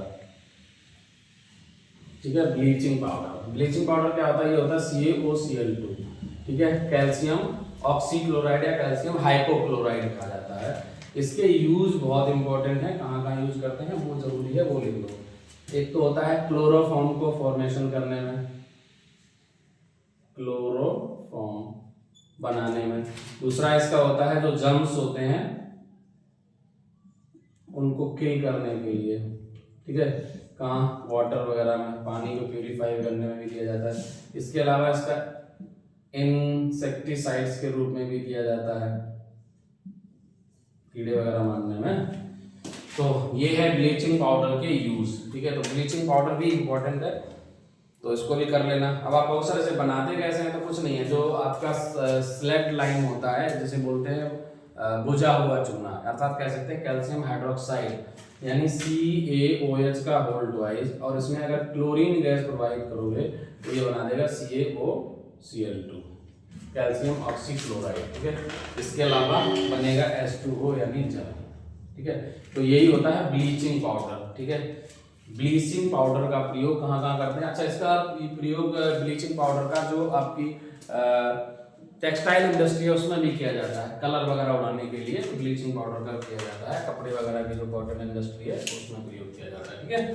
चलिए, तो ये चैप्टर हुआ आपका फिनिश। अब हम 2 चैप्टर कर चुके हैं पूरे के पूरे, एसिड बेस एंड सॉल्ट भी कंप्लीट हो गया। अब चलते हैं बेटा मेटल्स एंड नॉन मेटल्स में, ठीक है। मेटल्स एंड नॉन मेटल्स में क्या इंपॉर्टेंट है उस पे चलेंगे, क्योंकि मैंने हमेशा कहा कि जो चीजें इंपॉर्टेंट है वही कराएंगे। तो अगर मैं चलता हूं, अगला है chapter metals and non metals में, तो थोड़ा थोड़ा चीजें मैं बता के चलता हूं कि क्या होती हैं। मेटल्स एंड नॉन मेटल्स की अगर मैं बात करता हूं तो बेसिक डेफिनेशन जो मेटल्स की है वो क्या होती है। मेटल जो है वो कैसी होती है, मालेबल होती है, डक्टाइल होती है।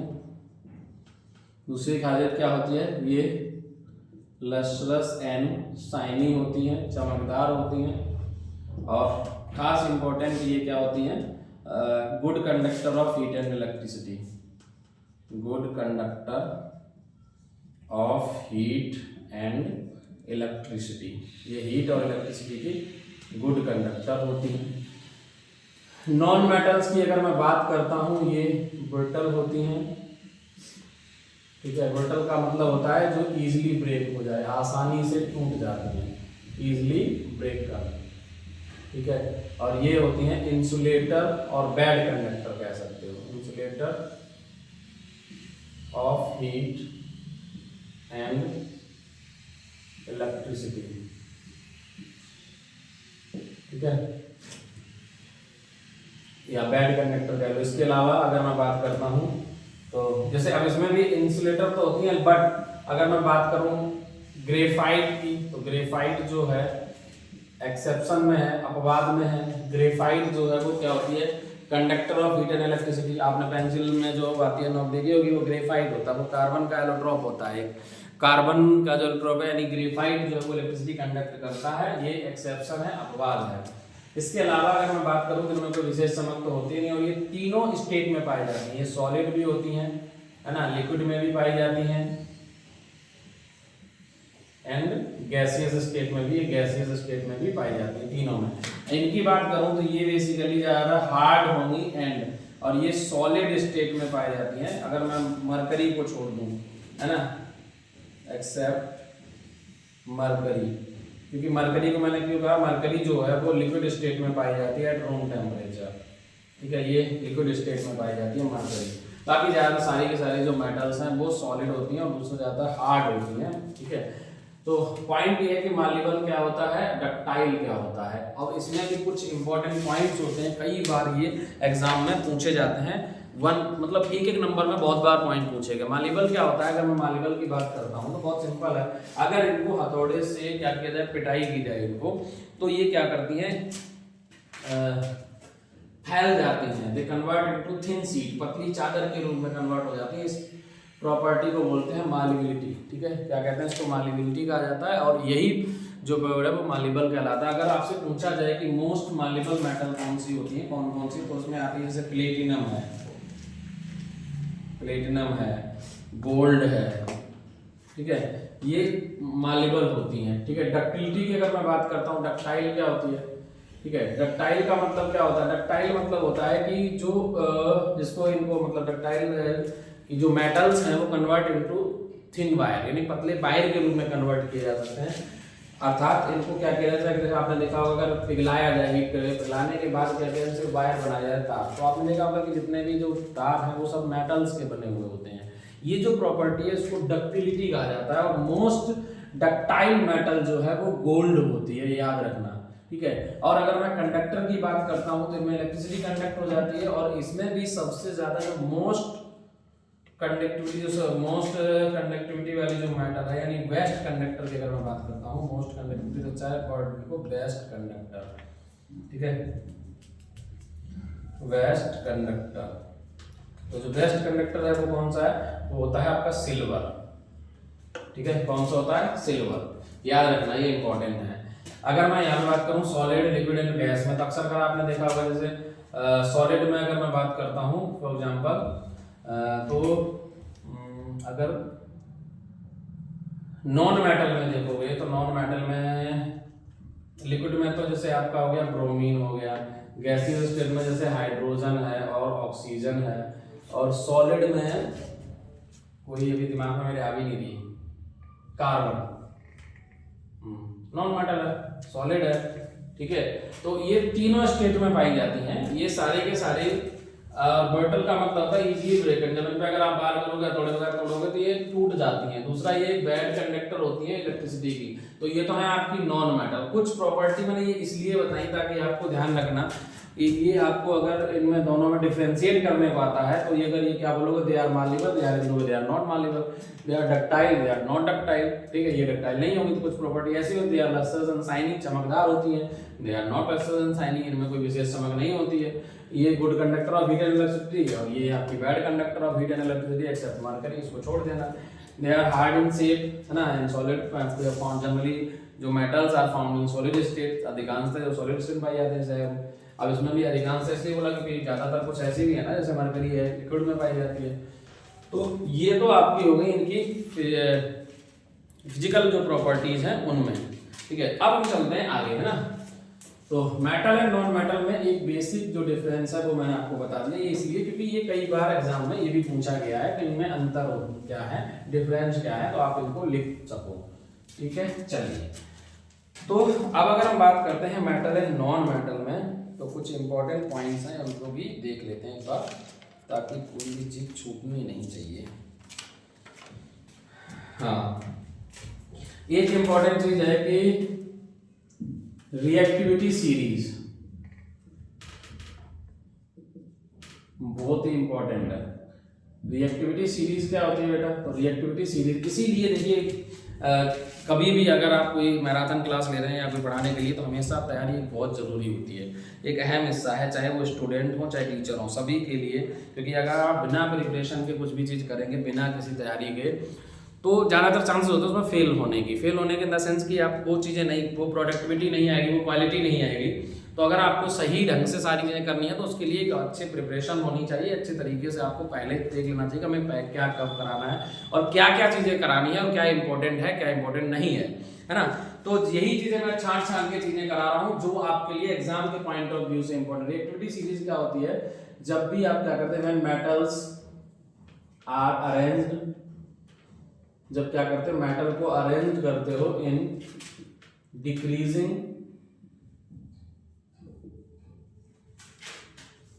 Order of reactivity is called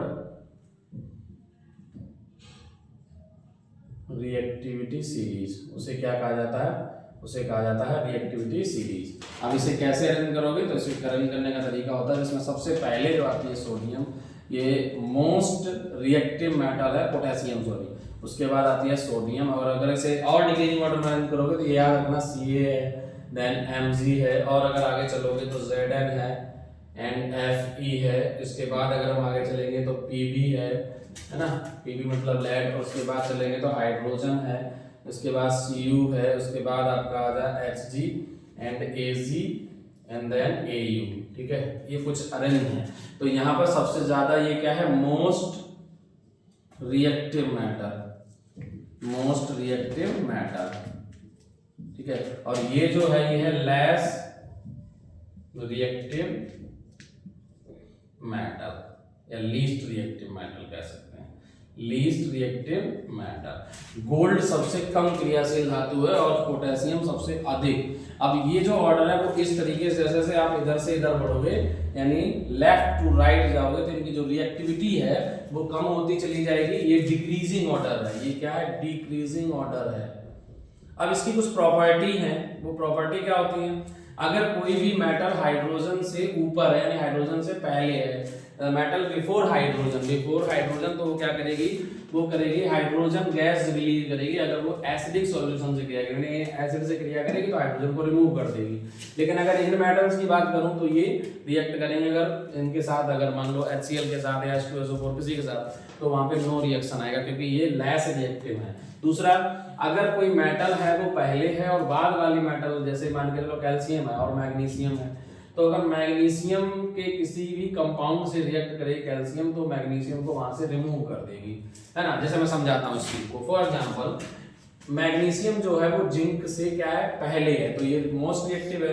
तो अगर मैग्नीशियम जो है वो ZnSO4 से क्रिया करेगा तो ये क्या करेगा, इसको यहाँ से हटाएगा और बना देगा MgSO4 + Zn। लेकिन अगर इसी को उल्टा कर दें, मान लो कोई बच्चा कहे Zn का क्रिया करा दो मैग्नीशियम सल्फेट के साथ SO4 के साथ, तो क्या होगा, क्या ये इसे हटा पाएगा, तो आएगा नो रिएक्शन, यहाँ पर कोई रिएक्शन नहीं होगा।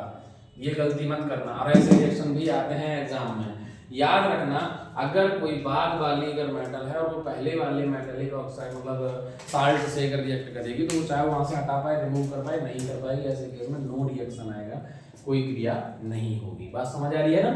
तो ये कुछ प्रॉपर्टी है इस रिएक्टिविटी सीरीज की, ठीक है भाई। चलो अब चलते हैं, अब एक और इंपॉर्टेंट है इसके अंदर सबसे इंपॉर्टेंट है वो है मेटलर्जी। क्या होता है, ये बहुत इंपॉर्टेंट है, सबसे ज्यादा अगर कोई इस टॉपिक अंदर इंपॉर्टेंट है यू आएगा यहाँ पे मेटलर्जी। क्या होती है, इस हिंदी में धातु कर्म कहा जाता है। इसका मतलब ये होता है कि अगर आपको क्या करना, प्योर मेटल जो प्रोसेस होती है, केमिकल प्रोसेस, इसके द्वारा हम क्या कहते हैं, प्योर मेटल को प्राप्त करते हैं उसके मिनरल और से, ठीक है। फॉर एग्जांपल ये क्या है, the process of obtaining pure metal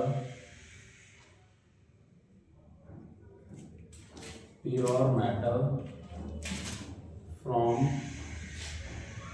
its is called metallurgy. उसे क्या कहा जाएगा, मेटलर्जी कहा जाएगा। अब बात करते हैं ये और क्या होता है, बहुत ही सिंपल है। जब आप किसी को अर्थ सरफेस, जैसे अधिकांशतः जो मेटल हैं, मेटल जो है ना वो दो स्टेट में पाई जाती है, एक तो फ्री स्टेट और एक कंबाइंड स्टेट। फ्री स्टेट में कौन सी मेटल होती है, जैसे कि ये सारे अधिकांशतः जो मेटल है वो फ्री स्टेट में मिल जाएंगे। जो लेस रिएक्टिव मेटल है, जैसे Ag हो गया, गोल्ड है, सिल्वर है, तो ये लेस रिएक्टिव मेटल होती है, ये फ्री स्टेट में पाई जाती है। लेकिन अधिकतर ये जो जितनी मेटल है, ये रिएक्टिव मेटल है, ये आपको हमेशा कंबाइंड स्टेट में पाई जाती है। कंबाइंड स्टेट का मतलब होता है वो अपने कंपाउंड के रूप में पाई जाएंगी, दूसरों के साथ कॉम्बिनेशन के साथ पाई जाएंगी, अकेले फ्री स्टेट में नहीं मिलेगी। तो जब आप पृथ्वी से जिस रूप में वो चीज निकालते हैं, जो कंपाउंड निकालते हैं किसी भी, तो वो कहलाता है मिनरल। अब मिनरल्स क्या होता है, उन मिनरल्स में से कुछ मिनरल्स ऐसे होते हैं जिनसे आप कम खर्चे में, यानी जो लेस एक्सपेंडिचर एंड इजीली अगर हम मेटल को प्राप्त कर लेते हैं, उसे और कहा जाता है। अब इस और को ही हम इसे हिंदी में अयस कहते हैं, और कहते हैं। अब इस और में क्या होता है, अलग अलग और होते हैं। जैसे कि अगर मैं इनकी रिएक्टिविटी की बात करूं तो इसमें हो सकता है कि भाई बहुत हाई रिएक्टिव हो, है ना, हाई रिएक्टिव हो सकता है, मीडियम रिएक्टिविटी हो सकती है, दूसरा लो रिएक्टिव भी हो सकता है, लो रिएक्टिव। तो अलग अलग इनकी रिएक्टिविटी है। तो अगर हाई रिएक्टिव कोई अगर और है तो उसमें अगर मुझे क्या करना पड़ेगा, अगर उससे मेटल प्राप्त करोगे तो उसका इलेक्ट्रोलिसिस किया जाता है। उसका क्या किया जाता है, इलेक्ट्रोलाइसिस। उसके बाद जो मेटल प्राप्त होगी उसका किया जाएगा प्यूरिफिकेशन, और प्यूरिफिकेशन के बाद हमें मिल जाएगी क्या, प्योर मेटल। ये प्रोसेस है, ठीक है। इलेक्ट्रोलिसिस क्या होती है, जब भी किसी के कोई भी मतलब जो हॉल है उसके अंदर इलेक्ट्रिसिटी जो है वो प्रोवाइड की जाती है, तो उससे जो मेटल प्राप्त होती है उसको प्यूरिफाई किया जाता है, देन प्योर मेटल मिल जाती है। लेकिन अगर मीडियम रिएक्टिविटी है तो उसमें क्या होता है, इसमें भी दो चीजें हैं।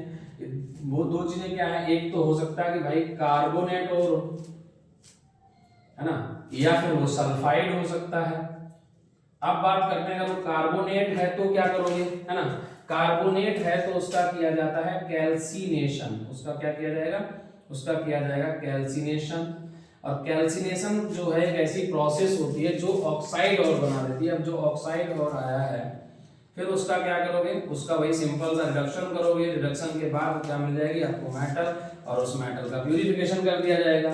और अगर वो सल्फाइड है तो हमें क्या करना पड़ेगा, तो करना पड़ेगा इसका रोस्टिंग। अब रोस्टिंग से भी वही चीज मिलेगी भाई, ऑक्साइड ही मिलेगा मेटल का, ऑक्साइड ऑफ मेटल, तो उसका वही रिडक्शन करो, उसके बाद फिर उसको क्या प्राप्त करो, उससे मेटल, और उस मेटल को क्या करोगे, प्यूरिफाई करोगे। प्यूरिफाई तो करना ही करना पड़ेगा सब में, ठीक है। अब अगर मैं बात करता हूँ लो रिएक्टिव में, तो लो रिएक्टिव में अधिकांश ज्यादातर क्या होगा, सल्फाइड मिलते हैं। तो सल्फाइड मिलते हैं तो उसका क्या किया जाता है, उनका रोस्टिंग किया जाता है, और रोस्टिंग के बाद जो आपको मिलेगा ऑक्साइड, उसका वही रिडक्शन करो, एंड रिडक्शन के बाद जो मेटल आई है उस मेटल को क्या करो, प्यूरिफाई करो या रिफाइनिंग करो, जो भी करना है, प्यूरिफिकेशन करना पड़ेगा, ठीक है, रिफाइनिंग करना पड़ेगा। बात समझ आ गई। तो यहाँ पर क्या है, ये जो होल प्रोसेस है वो आपका क्या कहलाती है, मेटलर्जी कहलाती है। तो मेटलर्जी क्या है, metallurgy is the process in which, पूरी कंप्लीट प्रोसेस में क्या किया जाता है, किसी और से क्या करते हैं, मेटल तक प्राप्त करने की जो प्रोसेस है वो मेटलर्जी है। तो मैंने क्या किया, जो और है उनको डिवाइड किया तीन अलग अलग में, और उनकी हाई रिएक्टिव अगर और है तो, या फिर लेस रिएक्टिव है, मतलब लो रिएक्टिव है, और या मीडियम रिएक्टिविटी है, तो इसमें भी कंडीशन है। अब यहाँ पर दो प्रोसेस इंपॉर्टेंट है, कि कैल्सिनेशन एंड है रोस्टिंग। कैल्सिनेशन और रोस्टिंग बहुत बार एग्जाम में पूछी गई है, तो मैं आपको दोनों ही प्रोसेस इधर करवा देता हूँ, और ये बहुत इंपॉर्टेंट है बेटा, नोट कर लेना। कैल्सिनेशन और रोस्टिंग दोनों ही इंपॉर्टेंट है। क्या प्रोसेस होती है जरा समझ लेते हैं उसको। रोस्टिंग क्या है, रोस्टिंग और दूसरी है कैल्सिनेशन।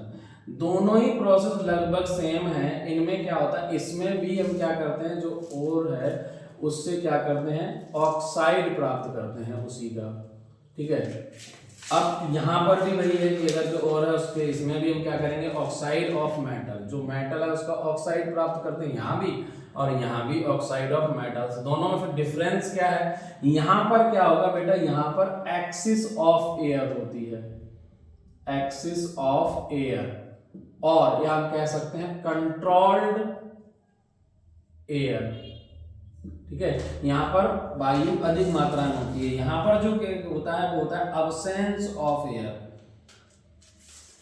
Absence of air. ये जो क्रिया है वो वायु की प्रेजेंस में होती है, और ये अब्सेंस ऑफ एयर में होती है। और यहाँ पर भी क्या होता है, इसको हीट किया जाता है, heat blow its melting point. दोनों ही प्रोसेस में हम क्या करते हैं, किसी भी और को हीट करते हैं, उसको क्या, उसके मेल्टिंग पॉइंट से नीचे। इसमें भी क्या किया जाएगा, हाई टेम्परेचर पे इसे हीट किया जाएगा, ठीक है, अब लो मेल्टिंग पॉइंट, उसके मेल्टिंग पॉइंट से नीचे, ताकि वो मेल्ट ना हो सके, है ना। बस ये चीज का ध्यान रखना होता है।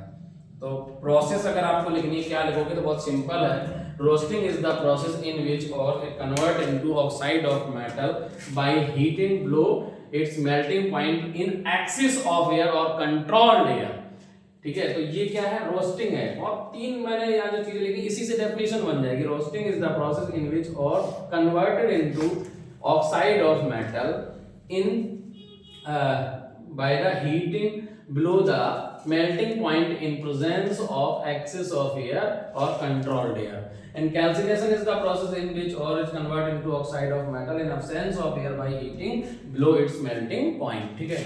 तो कैल्सिनेशन क्या होता है, कैल्सिनेशन में अब्सेंस ऑफ एयर होगा और यहाँ एक्सेस ऑफ एयर होगा। दोनों प्रोसेस में वही होता है कि और कन्वर्ट किया जाता है ऑक्साइड ऑफ मेटल में, और यहाँ भी। और जब ऑक्साइड आ जाता है फिर उसका रिडक्शन किया जाता है। रिडक्शन में क्या होता है, ऑक्सीजन को रिमूव कर दिया जाता है, तो वो मेटल मिल जाती है। फिर उस मेटल को प्यूरिफाई कर लेते हैं या फिर रिफाइनिंग कर लेते हैं, तो वो आपको क्या मिल जाती है, प्योर मेटल प्राप्त हो जाती है। ये जो प्रोसेस है ये सारा का सारा मेटलर्जी कहलाता है। बात समझ आ गई भाई। आई होप आपको क्लियर हो गया होगा कि मेटलर्जी क्या है। जल्दी से इसे नोट कर लो, अदरवाइज आप स्क्रीनशॉट ले लीजिए। बहुत इंपॉर्टेंट है ये चीजें आपके एग्जाम के पॉइंट ऑफ व्यू से। चलिए चलते हैं आगे, ठीक है भाई। अब हम चलेंगे और आगे चलते हैं थोड़ा सा। आज मैं वो चीज़ें करा रहा हूँ आपको जो एग्जाम के पॉइंट ऑफ व्यू से बहुत ही इंपॉर्टेंट चीज़ें हैं, और जो चीज़ें मैंने आपको पहले करवा दी हैं वो ऑलरेडी मैंने इंक्लूड हो भी कर ली अगर इंपॉर्टेंट है तो, अदरवाइज कुछ चीज़ें मैंने छोड़ स्किप कर दी, इसलिए क्योंकि वो चीज़ें मैं आपको करवा चुका हूँ, क्योंकि बहुत ज़्यादा अननेसेसरी चीज़ें नहीं करानी है, क्योंकि मैराथन क्लास में वो चीज़ करवानी है जो अब आपके एग्जाम के पॉइंट ऑफ से टू दी पॉइंट मिले, बिल्कुल एकदम एग्जाम में आने के चांसेस है, बिल्कुल उतरता हुआ जैसे पेपर में एकदम ताज़ा भाप देता हुआ मटेरियल यहाँ पर मिलेगा आपको, ठीक है। एक और इम्पॉर्टेंट चीज़ है, कई बार एग्जाम में पूछा गया है कि भाई एलॉय क्या होता है, इसे हिंदी में मिश्र धातु बोला जाता है। ये क्या होता है, एक तरीके से ये एक होमोजेनस मिक्सचर होता है ऑफ टू और more than two metals or a metal and a non-metal, ठीक है। क्या बोला मैंने बोला कि एक होमोजेनस मिक्सचर है, किसका मिक्सचर होता है टू और मोर देन टू मेटल्स का, या फिर एक मेटल और एक नॉन मेटल का। इसका भी हो सकता है, जैसे एग्जांपल के तौर पे एक बहुत ही फेमस आपका एलॉय है जिसको बोलते हैं ब्रास। आपने अक्सर कर देखा होगा ब्रास जो है वो क्या है, ये होता है कॉपर और जिंक का, Cu और Zn की एलॉय है ये, इसमें दो चीजें मिलती हैं कॉपर और जिंक का एक मात्रा है ना। इसका यूज कहाँ किया जाता है, क्यों बनाते हैं भाई ये चीजें, क्या कारण है कि हम एलॉय बनाते हैं, इसका रीजन ये होता है कि अगर हम मेटल को डायरेक्टली यूज करेंगे तो वो मेटल क्या हो जाएगी, वो मेटल बहुत ज्यादा ईटन अप हो जाती है नमी वगैरह पकड़ने के कारण या और चीजों से, लेकिन अगर हम उसको एलॉय बना लेते हैं तो उसका जो टाइम पीरियड है वो बढ़ जाता है और लंबे समय तक चलती है। तो इसका यूज कहाँ किया जाता है, इसका यूज किया जाता है यूटेंसिल्स, जो आपके घर में बर्तन यूज करते हो तो आपने देखा होगा ब्रास के बर्तन चलते हैं। इसके अलावा जो प्लम्बिंग में यूज किया जाता है, इसका प्लम्बिंग में आपने देखा होगा बहुत सारे जो वो आते हैं जैसे पाइप वगैरह या फिर उनके सॉकेट वगैरह आते हैं, वो सब ज्यादातर बहुत सारे ब्रास के मिलते हैं।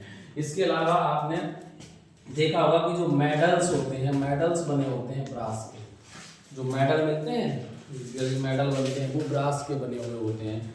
और एक और अगर एग्जांपल लेना हो तो जैसे मान के चलो bronze, medal I think medal नहीं बनते हैं, ब्रॉन्ज का बनता है मेडल, तो ब्रॉन्ज, ठीक है। ब्रॉन्ज क्या होता है, तो ब्रॉन्ज की अगर मैं बात करता हूँ तो इसके अंदर ब्रॉन्ज में मिला हुआ होता है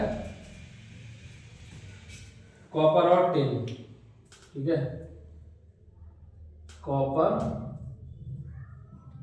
एंड टिन, ठीक है, या कह सकते हैं Cu एंड टिन को बोलते हैं हम Sn, हाँ ठीक है। तो ये Cu और Sn जो मिला हुआ होता है ये होता है आपका क्या, ब्रॉन्ज, ठीक है।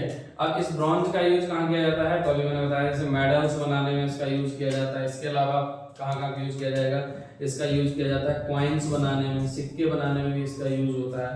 और कहाँ यूज किया जाता है, ठीक है, तो ब्रॉन्ज वगैरह का यूज बहुत अधिक किया जाता है। इसके अलावा बहुत सारी चीज़ों में भी इसका प्रयोग किया जाता है। जो म्यूजिकल इंस्ट्रूमेंट होते हैं, ये नोट कर लेना, ये मैं स्पेशली आपके लिए चीज़ें निकाल रहा हूँ, म्यूजिकल इंस्ट्रूमेंट, ठीक है, ये क्वेश्चन आया हुआ है। तो याद रखना कि एलॉय क्या होती है, एक होमोजेनस मिक्सचर ऑफ टू और more than two metals or a metal and a non metal, इन सब से मिला के बनता है एक आपका मिश्र धातु, जैसे एग्जांपल में ब्रास और ब्रॉन्ज, ठीक है, ये दो हो गए। चलिए चलते हैं आगे।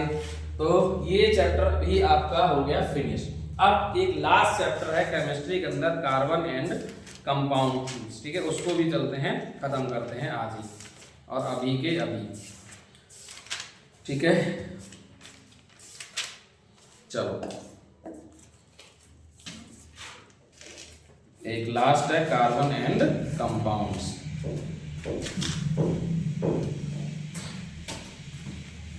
हालांकि कार्बन एंड कंपाउंड्स में मैंने IUPAC वगैरह बहुत सारी चीजें पहले भी कराई हैं और अभी भी मैं करा दे रहा हूं। तो कार्बन एंड कंपाउंड्स जो है वो भी इंपॉर्टेंट चैप्टर है। अब इसमें सबसे पहले जो इंपॉर्टेंट चीज है वो है हाइड्रोकार्बन्स, ठीक है। हाइड्रोकार्बन्स क्या होते हैं, बहुत ही सिंपल है। हाइड्रोकार्बन जो वर्ड है वो दो चीजों से मिलकर बना है, हाइड्रो प्लस कार्बन, ठीक है। इसका मतलब ये हुआ कि इसमें एक तो मिलेगी हाइड्रोजन और दूसरी मिलेगी आपको कार्बन। तो बोल सकते हैं compounds of hydrogen and carbon is called hydrocarbon. For example जैसे अगर मैंने ले लिया CH4 यानी मीथेन, तो CH4 जो मेथेन है वो आपका एक हाइड्रोकार्बन है, या C2H2 C2H4 है, तो ये हो जाएगा आपका क्या, एथीन। ठीक है, तो ये भी क्या है आपका एक हाइड्रोकार्बन है। तो मैंने बोला हाइड्रोकार्बन क्या होता था, compounds of hydrogen and carbon is called hydrocarbon. ठीक है, तो उन्हें हाइड्रोकार्बन मतलब हाइड्रोकार्बन जो है वो इसमें 3 आते हैं। वो कौन कौन से आते हैं, एक आता है एल्केन, और एक आता है एल्कीन, और एक आता है एल्काइन। बहुत बेसिक चीज बताते हुए चलूंगा मैं। ठीक है, अगर मैं बात करूं एल्केन में, तो एल्केन में क्या होता है, इसमें कार्बन कार्बन के सिंगल बॉन्ड होता है। एल्कीन में कार्बन के बीच डबल बॉन्ड होता है, 2 कार्बन के बीच। ठीक है, इसके अलावा और भी रहेंगे। बाकी अगर मैं एल्काइन की बात करता हूं तो इसमें ट्रिपल बॉन्ड होता है, एक कार्बन के बीच 2 कार्बन एटम के बीच ट्रिपल बॉन्ड मिलेगा। ठीक है, एल्केन का जो जनरल फॉर्मूला होता है वो CnH2n+2 होता है। इसका जनरल फॉर्मूला होता है CnH2n होता है।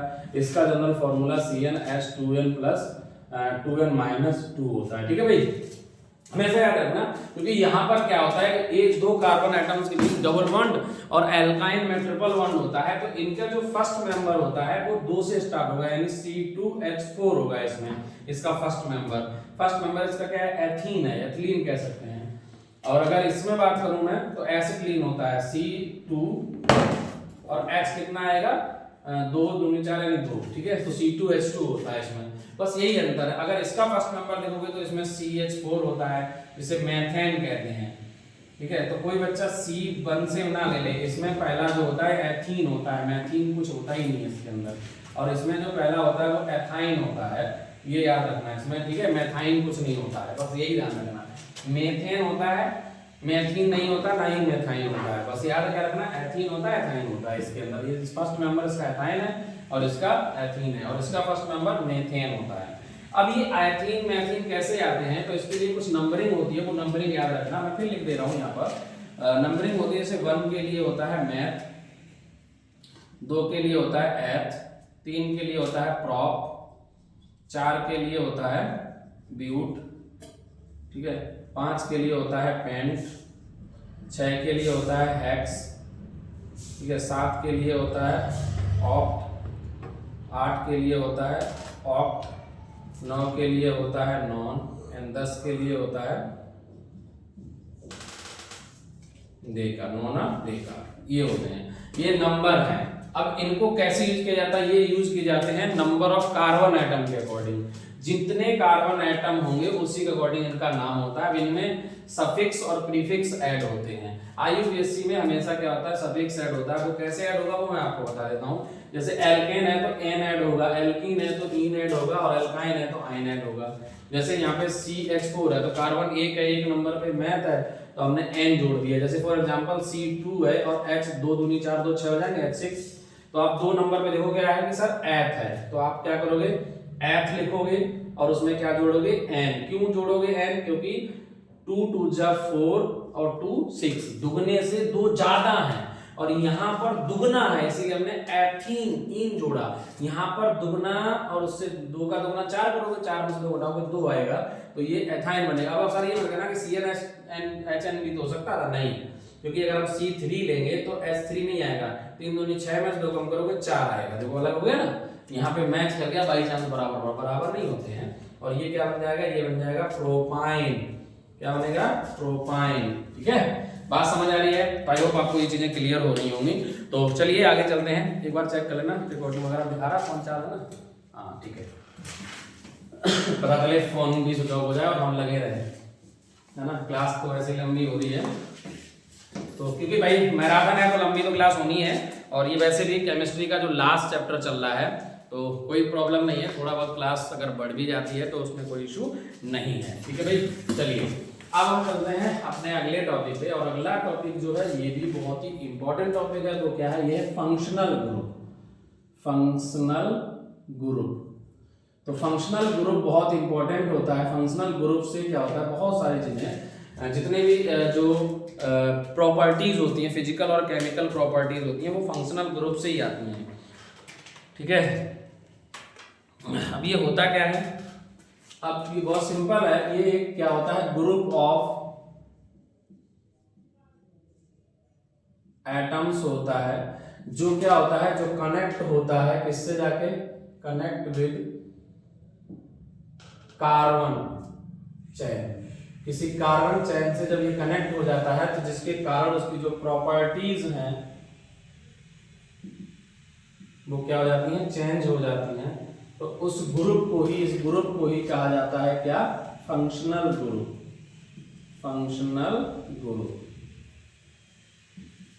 तो इसका क्या होता है, आपको क्या है, फंक्शनल ग्रुप की डेफिनेशन क्या है। तो functional group is a group of atoms which connect with carbon chain to change its properties. ठीक है, वो क्या कर देता है, इसकी प्रॉपर्टीज को चेंज कर देता है, और या फिर जितने भी जिसमें एक कोई फंक्शनल ग्रुप जो जुड़ा है उसके सारे के सारे जो भी मतलब जो होमोलॉगस सीरीज है उसकी प्रॉपर्टीज सेम होती है। अब एक वर्ड मैंने यूज कर दिया होमोलॉगस सीरीज। अब ये क्या होता है ये भी लिख लो, अब नाम आ ही गया है तो इसे भी कर लो। होमोलॉगस सीरीज बहुत बार पूछी गई है एग्जाम में। क्या होता है होमोलॉगस सीरीज, इसका मतलब ये होता है the series which has same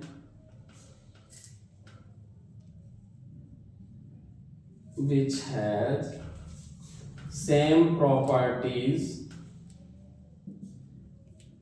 and same functional group,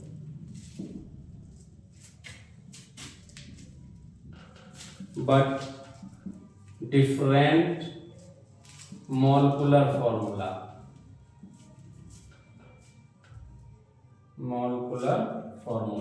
is called homologous series।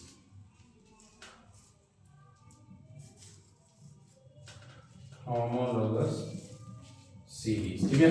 क्या बोला मैंने, the series which has same property and same functional group हो बट डिफरेंट मॉलिक्यूलर फार्मूला, उसका जो मॉलिक्यूलर फार्मूला है वो डिफरेंट होता है, उसे हम बोलते हैं होमोलॉगस सीरीज। अब इसमें कैसे इसको बताना, बहुत सिंपल है। मैंने ये बोला कि भाई प्रॉपर्टी सेम होगी या फंक्शनल ग्रुप सेम होगा, तो ये एल्केन की भी हो सकती है होमोलॉगस सीरीज, एल्कीन की भी हो सकती है, सबकी। जैसे अगर मान लो अगर मुझे लिखनी है होमोलॉगस सीरीज ऑफ एल्केन, तो आप एक चीज देखोगे, पहला आएगा CH4 यानी मेथेन, दूसरा क्या आएगा C2H6 यानी एथेन, तीसरा आएगा C3H8 3 6 8 C4H10 H dot dot etc या इतना ही। ये क्या, ये होमोलॉगस सीरीज है किसकी, एल्केन की। क्यों, क्योंकि सब में देखो मॉलिक्यूलर फार्मूला अलग अलग है परंतु सभी में जो प्रॉपर्टीज है वो सबकी एक जैसी होंगी। दूसरी चीज इनमें जो फंक्शनल ग्रुप, जैसे यहाँ पे कोई फंक्शनल ग्रुप है नहीं, बट अगर मैं इसका जनरल फार्मूला देखूं तो यहाँ पर क्या हाइड्रोजन जो है वो कार्बन के दुगने से 2 ज्यादा, यहाँ भी दुगने से 2 ज्यादा, यहाँ भी दुगने से 2 ज्यादा, यहाँ भी दुगने से 2 ज्यादा, एक जैसे हैं।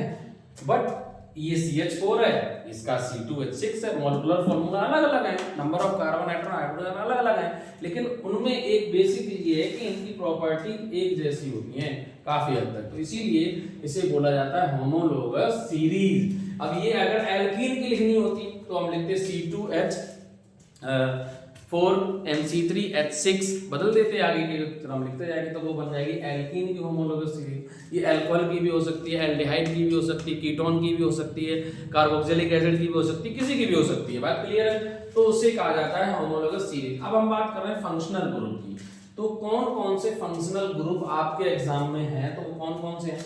जैसे एक है आपका अल्कोहल, अब इसमें क्या ऐड होगा तो वो भी चीज समझ लो। अगर अल्कोहल के मैं फंक्शनल ग्रुप की बात करता हूं तो ROH होता है, ठीक है, पहचान OH है। अब इसमें सफिक्स क्या ऐड होता है, नाम जब आप लिखेंगे तो इसमें कैसे जोड़ेंगे तो वो क्या जुड़ता है, तो इसमें ध्यान रखना अल्कोहल में ऐड होता है ऑल, संगत जो आपका करस्पॉन्डिंग एल्केन होगा उसमें ऑल जोड़ दोगे। चलो अगर मैं इसका एग्जांपल कराऊं, जैसे फॉर एग्जांपल जैसे मान लो CH3OH है, तो एक नंबर पे कार्बन एक है, एक नंबर पे जो एल्केन होता है वो मैं एक दो बताऊंगा, सारे नहीं बताऊंगा कि मैं पहले ही बता दूं। मेथेन, तो मेथेन में से E हटा दो, इसमें ऑल जोड़ दो, तो ये बन जाएगा क्या, मेथेनॉल। मेथेनॉल बन गया। ऐसे ही अगर मान लो CH3 और CH2OH है, अच्छा इसे C2H5OH भी लिखा जा सकता है, तो ये क्या बन जाएगा, यहाँ पे कार्बन 2 है तो 2 नंबर पे होता है एथेन, इसमें ऑल जोड़ दोगे बन जाएगा तो एथेनॉल बन जाएगा, ठीक है। तो यही है आपका क्या, ये है आपका अल्कोहल और ये उसका फंक्शनल ग्रुप और ये है ऑल जोड़ा जाएगा किसमें, सफिक्स में। अब यही चीजें मैं आपको शॉर्ट फॉर्म में बाकी फंक्शनल ग्रुप की लिखा देता हूं ताकि आपको सारी चीजें क्लियर रहें, ठीक है। फिर चलते हैं आगे। तो मैंने होमोलॉगस सीरीज बता दिया आपको। अब मैं बात करता हूं जैसे मैं एक तरफ यहां लिख रहा हूं कि नेम, ठीक है, दूसरी तरफ उसका फंक्शनल ग्रुप और यहां लिख रहा हूं सफिक्स। भाई क्या ऐड करोगे और कहोगे तो एक एग्जांपल भी ले ही लेते हैं साथ के साथ। जैसे नेम है अल्कोहल, अल्कोहल, ठीक है, फंक्शनल ग्रुप है ROH, सफिक्स में जुड़ेगा ऑल। एग्जांपल है जैसे CH3OH और इसका जो नाम आएगा IUPAC नाम, ठीक है भाई, तो नाम आएगा मेथेनॉल, मेथेनॉल, ठीक है भाई। नेक्स्ट है कार्बोक्सिलिक एसिड, इसका क्या होगा RCOOH, ठीक है, इसमें जुड़ेगा ओइक एसिड। एग्जाम्पल है जैसे CH3COOH, कार्बन कितने 1 2, तो 2 नंबर पे होता है एथेन, तो इसमें जुड़ेगा एथेनोइक एसिड, एथेनोइक एसिड। अगर होता HCOH तो बन जाएगा मेथेनोइक एसिड, ठीक है। चलिए नेक्स्ट है aldehyde, aldehyde, aldehyde R∠CHO, for example. अब इसमें क्या जुड़ेगा, इसमें जुड़ेगा अल, ठीक है, AL, जैसे HCHO। अब यहां मैंने एक लिया तो एक है मेथ, तो मेथेन होता है, उसमें जुड़ जाएगा अल, मेथेनॉल, तो ये क्या बन जाएगा मेथेनॉल, ठीक है। एक है कीटोन, पढ़ा होगा आपने कीटोन, कीटोन का होता है क्या RRCO, इसमें इस तरीके से 2 अलग अलग एल्किल ग्रुप जुड़ेंगे। जैसे इसमें क्या जुड़ेगा, इसमें जुड़ता है ऑन, ये वाला। जैसे एग्जांपल में मान लो CH3CO और इससे जुड़ा है CH3। अच्छा एक चीज और याद रखना है, यहाँ पे ऐसे भी कर सकते हो कि जो सिंगल बॉन्ड C है डबल बॉन्ड O होता है, इसमें क्या होता है एक H होता है, इसको अगर स्ट्रक्चर बनाना हो इसका तो इसमें क्या होगा single bond C, double bond O और सिंगल बॉन्ड H। आगे पीछे भी कर सकते हो, कोई दिक्कत नहीं है, single bond H double bond O, कहने का मतलब H सिंगल बॉन्ड से जुड़ा होता है, O डबल बॉन्ड से जुड़ा होता है। ऐसे इसमें भी R से O डबल बॉन्ड और सिंगल बॉन्ड में OH जुड़ा होता है, इस चीज ध्यान रखना, ठीक है। तो ये क्या है, इसमें काम कितने 1 2 3 नंबर होता है प्रोपेन, तो ये बन जाएगा प्रोपेनॉन, प्रोपेनॉन, ठीक है, प्रोपेनॉन। और कीटोन हो गया, एल्डिहाइड हो गया और कार्बोक्सिलिक एसिड हो गया। इसके अलावा कुछ फंक्शनल ग्रुप है क्या आपके में?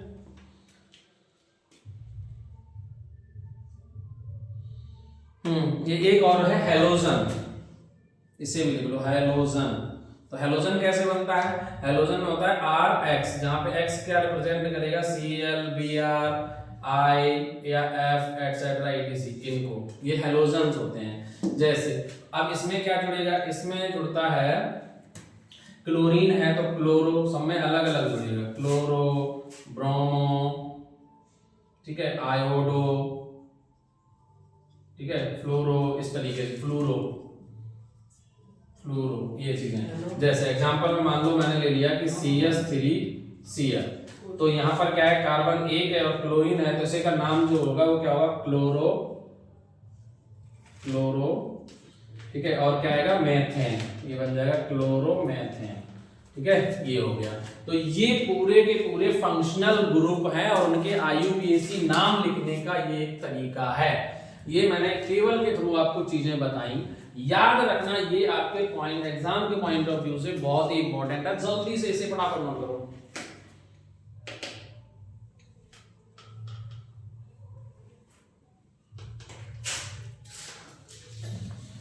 ठीक है, तो ये चीजें आपके एग्जाम के पॉइंट ऑफ व्यू से बहुत ही इंपॉर्टेंट है, ठीक है।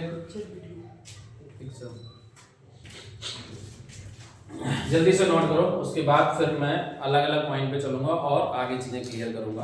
तो ये चैप्टर आपके एग्जाम के पॉइंट ऑफ व्यू से बहुत इंपॉर्टेंट चैप्टर है और आगे के वीडियो में अभी जो पॉइंट है, क्योंकि अब लगभग ऑलमोस्ट हम केमिस्ट्री को खत्म कर ही चुके हैं, अब कुछ चीजें और इंपॉर्टेंट हैं, जैसे कि आइसोमेरिज्म आपके एग्जाम में पूछा गया कि आइसोमर्स पूछे जाते हैं, तो वो क्या होते हैं उनको भी समझ लेंगे, क्योंकि बहुत जरूरी है वो समझना कि आइसोमर्स क्या है या आइसोमेरिज्म क्या है, उसको भी समझ लेना। चलिए चलते हैं आगे, आइसोमर्स को समझते हैं। ठीक है बेटा, चलो।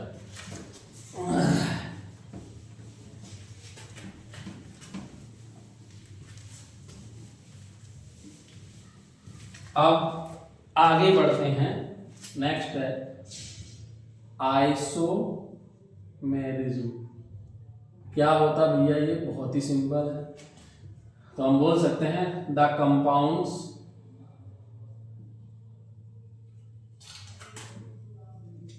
which has same molecular formula but different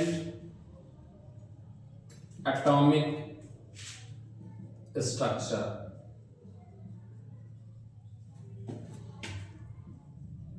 due to which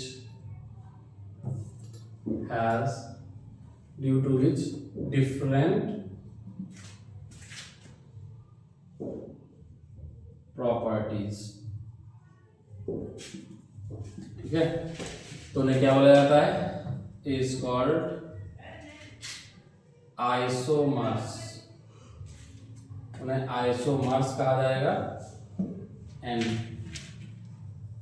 this is called, या this phenomena is called isomerism. ठीक है, पॉइंट क्या बोला मैंने? The compound, way compounds which has, the compound नहीं, compounds बोलो which have, not has। ठीक है, क्योंकि बहुत सारे, एक नहीं होता ना। the compounds which have same molecular formula, जिनका molecular formula तो same होता है but different atomic structure, उनका atomic structure different होता है, और जिसके कारण उनकी properties भी कैसी होती हैं? different होती हैं। इसी को हम कहते हैं आइसोमर्स, और ये जो फिनोमेना है वो कहलाती है आइसोमेरिज्म। अब पॉइंट ये है, क्योंकि यहाँ पर जो प्रॉपर्टी है, the property of isomers is different due to different atomic structure, so it is called structural isomerism. कई बार एग्जाम में पूछे कि भाई स्ट्रक्चरल आइसोमेरिज्म क्या है, तो भाई कुछ और नहीं है, स्ट्रक्चरल आइसोमेरिज्म यही है भाई। स्ट्रक्चरल आइसोमेरिज्म भी यही है, स्ट्रक्चरल आइसोमर्स भी यही है।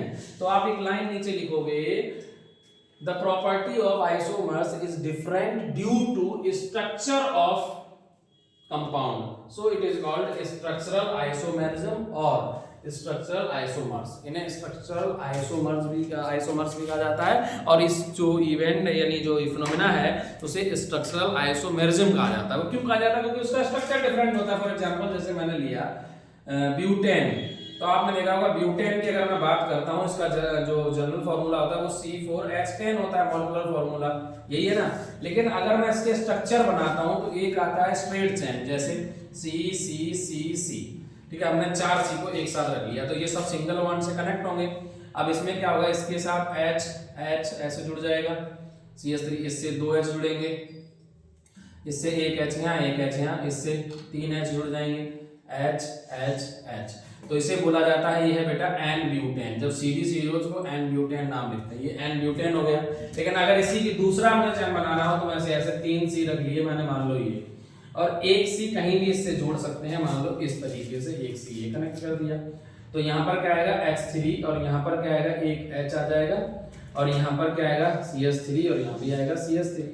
अब देखो यहाँ पर क्या है? कार्बन तो 4 है, 1 2 3 4, और अगर हाइड्रोजन देखोगे तो 3 और 3 6, 3 9 और 1 10, तो मॉलिक्यूलर फॉर्मूला C4H10 ही है, और इसमें भी वही चीज है, C4H10 है। बट अब इसका स्ट्रक्चर चेंज हो गया है, जिसके कारण अब अगर इसे नाम लिखेंगे तो क्या आ जाएगा? ये आ जाएगा 2-मेथिल प्रोपेन। तो अब ये चेंज हो गया, ये प्रोपेन, तो इसकी प्रॉपर्टी भी चेंज होती है। अब इसकी प्रॉपर्टी और इसकी प्रॉपर्टी अलग अलग है, चूंकि इनके दोनों के मॉलिक्यूलर फॉर्मूला जो है वो C4H10 ही है। तो मैंने वही पॉइंट बोला था, ये दोनों ही क्या है? आइसोमर्स हैं, किसके? ब्यूटेन के। ठीक है, ये two methyl propane and n butane is isomers of butane, ये दोनों ब्यूटेन के आइसोमर्स हैं। इसीलिए यहाँ पर क्या होता है, the compounds which have same molecular formula but different atomic structure due to which different properties is called isomers. इसीलिए इनको क्या बोला जाता है, आइसोमर्स कहा जाता है। समझ आ गई बात?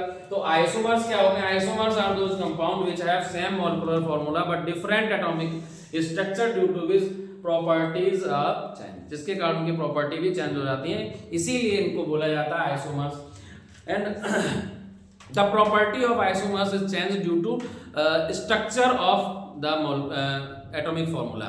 तो इसका एटॉमिक फार्मूला जो एटॉमिक स्ट्रक्चर है वो चेंज होता है, जिसके कारण इनकी प्रॉपर्टी चेंज होती है। So it is called structural isomerism.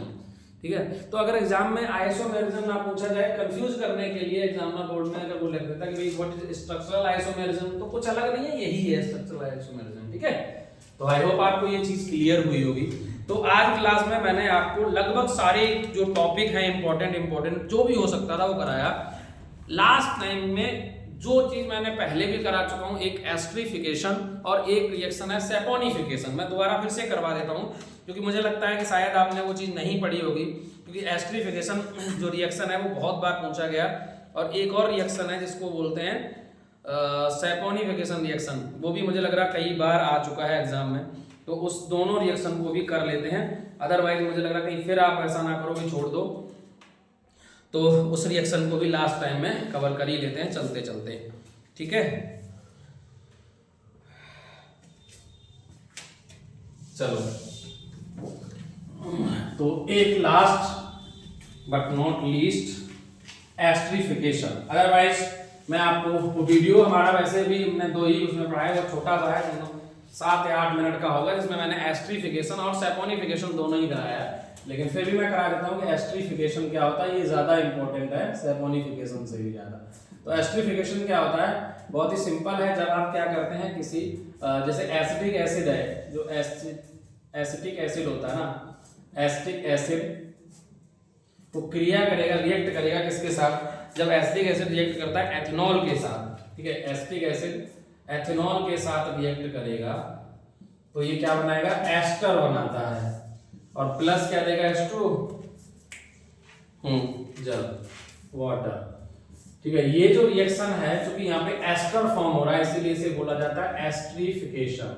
इसे क्या कहा जाएगा, इसे एस्ट्रिफिकेशन रिएक्शन कहा जाता है। ठीक है, तो क्या होता है, the reaction in which acetic acid react with ethanol to form ester and water, yeah, in other words we can say that the reaction in which acid react with alcohol to form ester, it is called a carboxylic acid react with alcohol is called form ester and water, it is called esterification reaction। for example अगर acetic acid है यानी CH3COOH है, इसका react करवाओगे किसके साथ, CH3OH के साथ, तो ये क्या बनाएगा, एस्टर बनाएगा, और एस्टर बनेगा CH3COOCH3।